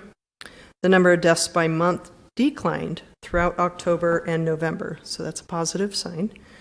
November had 36 reported deaths compared to 60 for the month of October. This is a 40% decrease and certainly a trend we'd like to see continue. For hospitalization trends, we had 206 hospitalizations of COVID-19 positive patients in the month of November. This was a 33.8% increase from October. So we are seeing some additional strains on the hospital system, of which we're having some conversations around that in the near future. The large percentage of hospitalizations in November were from the 60 to 69 age group. And about a third of the hospitalizations were under 60 years of age. The only age group that did not see a hospitalization in that month was the 11 to 19-year-olds. Under vaccinations, we have just under 41% of Mojave County residents vaccinated. That's again according to the ADHS dashboard. This is the third lowest in the state, and the statewide vaccination percentage is 62.8. Our current vaccination rates, the lowest is in the 20 and under age group, and they're the newest into that area. I'm sure parents are still looking at the data and trying to determine what is best for their children and talking with their providers. The majority of COVID-19 positive cases continue to be among the unvaccinated population. In October and November, 87% of cases, respectively, were not fully vaccinated at the time of diagnosis. So again, we're starting to move into the holiday season, so we want to make sure that we're getting the messaging out about prevention.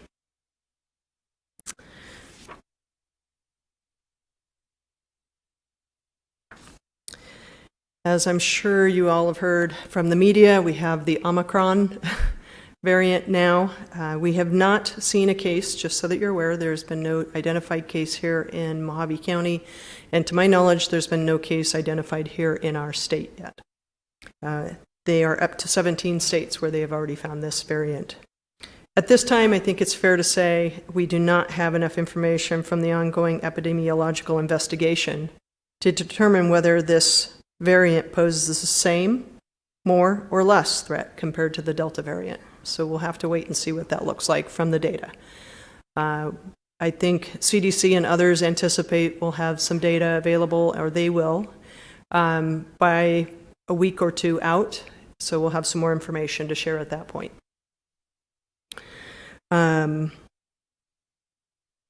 Delta variant continues to be the dominant strain here in our county, in this state, and throughout the whole country.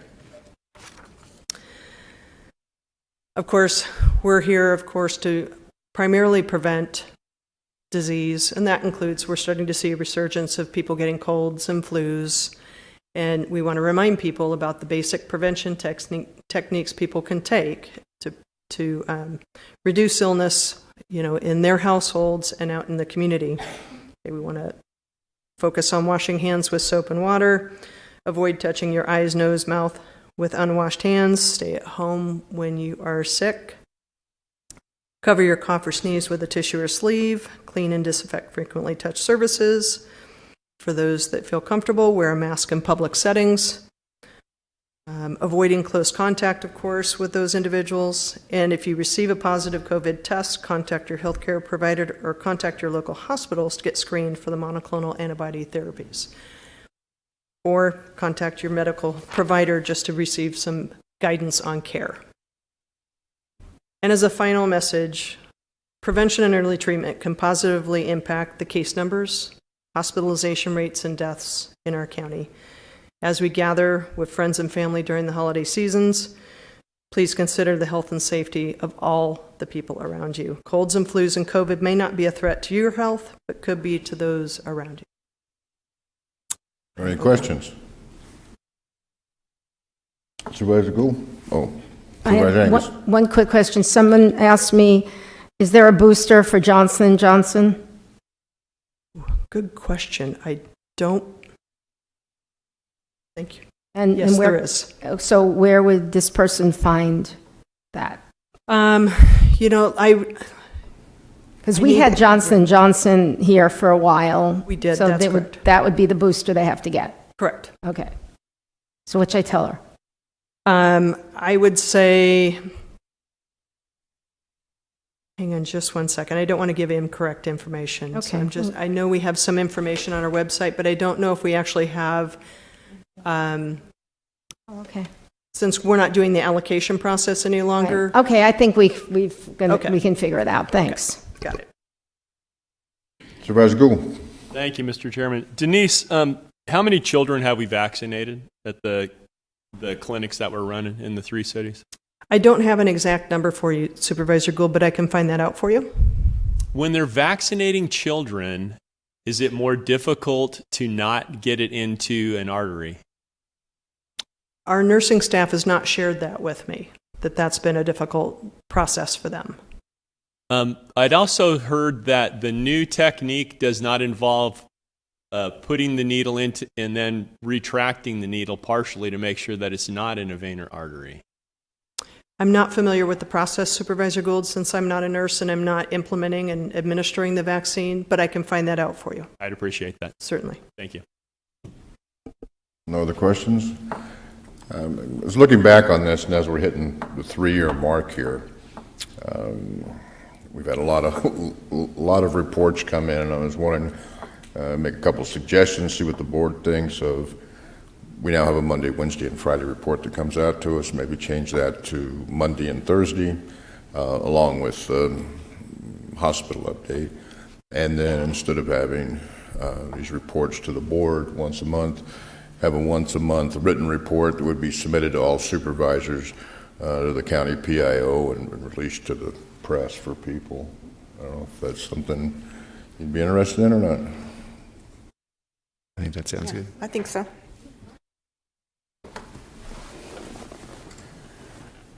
We can do that. We don't need a motion to do that. We're just giving direction, right? So looks like it's good. Mr. Chairman, we'll gladly follow direction, whether it's an motion or just a suggestion. But You understand that? I believe so. Brooke? So our current Monday, Wednesday, Friday will move to Monday, Thursday. Yes. And then we'll continue our hospital reports to all of you on Monday and Thursday as well. And then around the first of the month, it'll probably be just shortly thereafter, we'll make sure we get like a trend report. Is that similar Kinda like to what I do here? Yeah, like the one you're doing today might be a little more structured, obviously, so we can release it to the press, and then if Certainly. times change, we can always put more meetings in or less. Certainly. Certainly. We can certainly do that. Will we continue to do, Chairman Johnson, that Monday report that we provide just to the board members at this point in time? That includes the hospitalization piece, case investigation summary, an overview, school cases, etc. It's a kind of a... That would be, wouldn't that be in the monthly trend then, or the monthly Yes, report? Just, it would be. just put it there. Yeah, we would capture it all there. Yeah. And then if we have somebody has a problem, we can tweak it later on and need more information. Okay. All right. Thank you. Thank you. Item number 74, discussion possible action to approve Mojave County Board of Supervisors approve disseminating information to the Mojave County PIO related to Mojave County's ongoing water advocacy efforts. Supervisor Lingenfelder. Thank you, Chairman Johnson. I placed this on the board with regard to how the PIO relates to the board and what's allowable, what's not allowable, how we use the PIO. I know that that's still fairly new as far as how we're working through the county manager's office and the PIO. This is specifically for water-related press releases, and I think all of us could agree whether we care about Colorado River water or we care about the aquifers. If you live in Mojave County right now, you care about rural water. So there was a little bit of hesitancy, perhaps, at the county manager's office about what we could use the PIO's office with. So, I mean, really what I'm looking for is some dialogue with the board and the county manager on perhaps a press release on the recommendations passed by the Mojave County Water Users Study Committee, perhaps some information on the next meeting of the non-AMA committee on December 17th. That's going to be of interest to people that live in Mojave County. And then also next year, as we head into the Arizona legislature, obviously Regina Cobb, who's been our primary water champion here at the state, is going into her last term. She's going to be pushing a number of bills. Most important, obviously, is the prohibition of the fourth priority, Colorado River water to other areas like central Arizona, the RMA legislation, and also INA legislation. So just looking to make sure that we get the thoughts on the whole board, and if we want to make sure that we, as a tool of our advocacy, that we're sending this stuff out to the people. Right now I'm putting it all on my social media, but if you don't follow my social media, you're probably not getting it because the papers, for large part, aren't picking it up. So, wouldn't that be something that you could just do as a press release from your district office? I definitely could. I just, I've been told that The district offices should perhaps write their own press releases, which happy to do that. I'm not a journalist. I could go on to something like Fiverr and get a freelance PIO to do it for us and spend some money to do that. But I figured if we have a PIO, maybe they could help us to write it, and we'll put it on either the official county PIO stuff or District 1 is fine too. I think some of the concerns we had when we brought in a PIO was that we would start, and this might not be a good example because it's obviously a water issue, but you get into the point where I want them to cover something that's special for me, and then now Supervisor Angus thinks that, maybe she voted against that or doesn't support that, and it comes out as a county, as where it comes out as a district, doesn't make any difference because that's the district's point of view, and then if it says for all the water users, I would guess that everybody would pick yours up. I pulled up, another way to go with that, obviously your choice or look at the contract, but we've spent, I pulled up the numbers, over $710,912.81 on a lobbyist so far. I would think they could knock out a press release at some point. That's a good point. Yeah, I certainly don't think that the PIO office should be used for any sort of political posturing or maneuvering by a district office, but I think that the water stuff, everybody on the board agrees that that's a priority issue for us, and so hopefully we could use the PIO to push all that water stuff out to everybody. Chairman Johnson? Supervisor Angus. PIO means Public Information Officer. So I believe, like Supervisor Lingenfelter, that anything that is of public interest, public information should go through the PIO, like your water stuff. I remember all the issues that we had when we were hiring. Water issues, yes. Hildy Angus gets Community Achievement Award, no. I mean, I think it's kind of self-explanatory.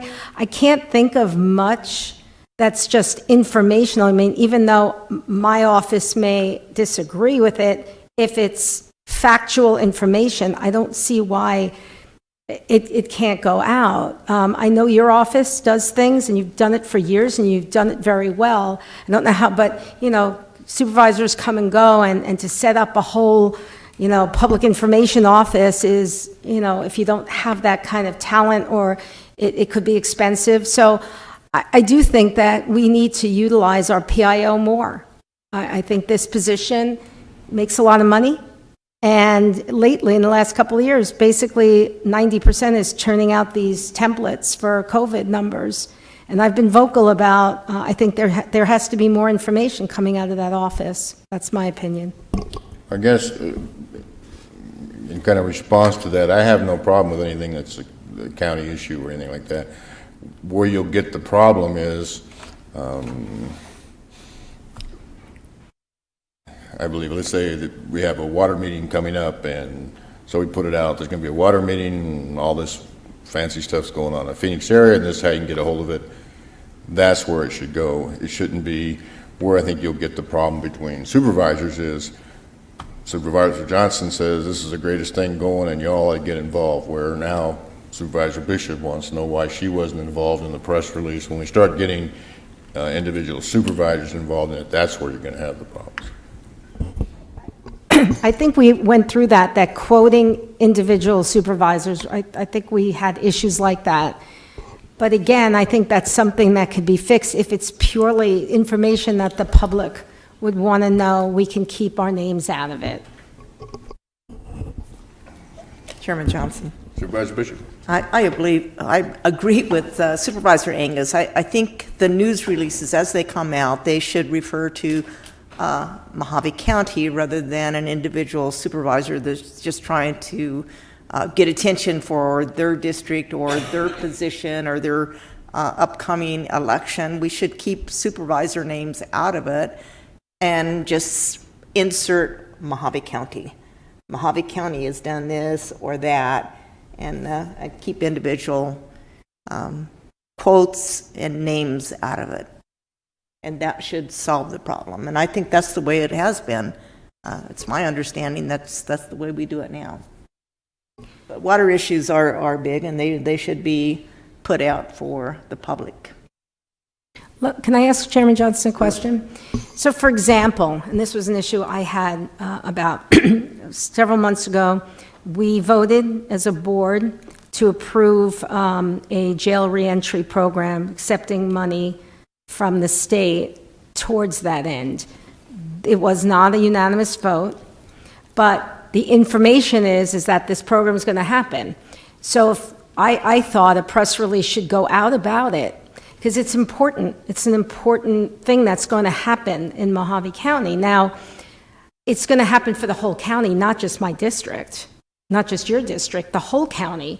So it hasn't been in the paper once, and again, I wish we had a better press that did its job and looked at the important things that come out from this board, but we don't.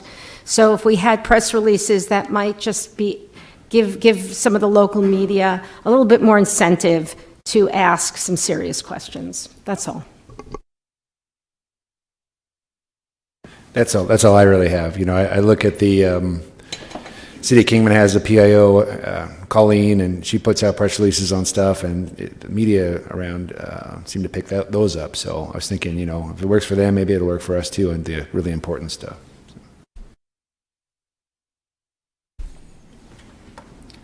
So what kind of and from we think we know where we're at now, I was going to get up to the county manager now. Do you think you have enough conversation to, because you're the one that's in charge of the PIO?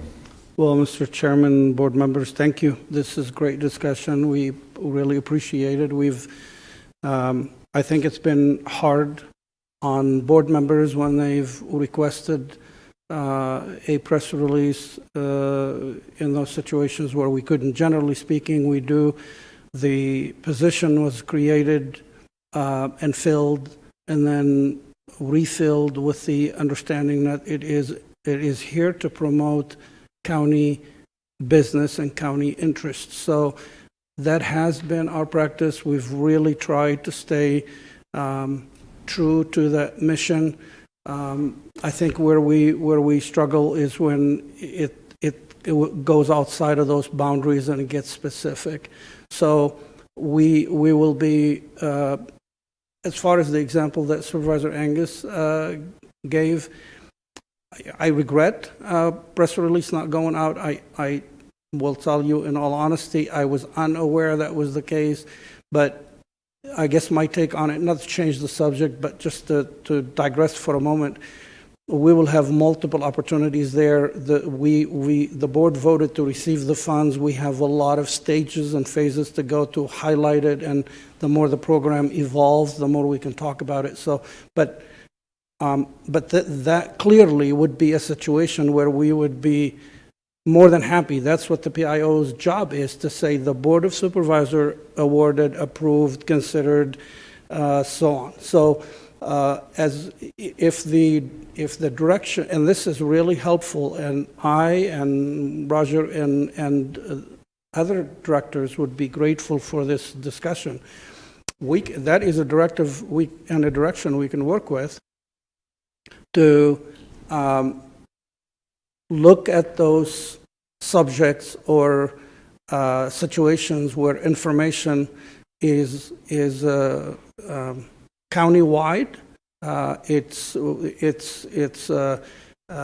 informing the public, regardless whether it's related to one half of the county or the other. As long as it's general information and it does not get into the specifics of highlighting a specific district or a specific board member or a specific issue. I think that is clearly workable. We appreciate the guidance, and we certainly can work with that. Any other questions? I guess the only question we're going to have is what's countywide and what's not. But that's as far as this item is concerned, it concerns water. Maybe we could start there and say, is it all right if the PIO puts out the water press releases with no quotes of anybody? I'll give you an example. Just over the weekend, when you said, Mr. Chairman, you said, I'm not sure what's countywide and what's not. Sometimes it's really not, but it's necessary. Over the weekend, we had a leak in the water system in the Golden Valley area. Over 1,000 customers were impacted. the leak was significant enough that we shut off the system, but could not stop the water from gravity flowing back to get in and repair it. And in the process, we had over 1,000 residents that had either no water, little water, very little pressure, and we were using every tool available to us. Mass email for those that we have emails for, radio stations if we could get to them.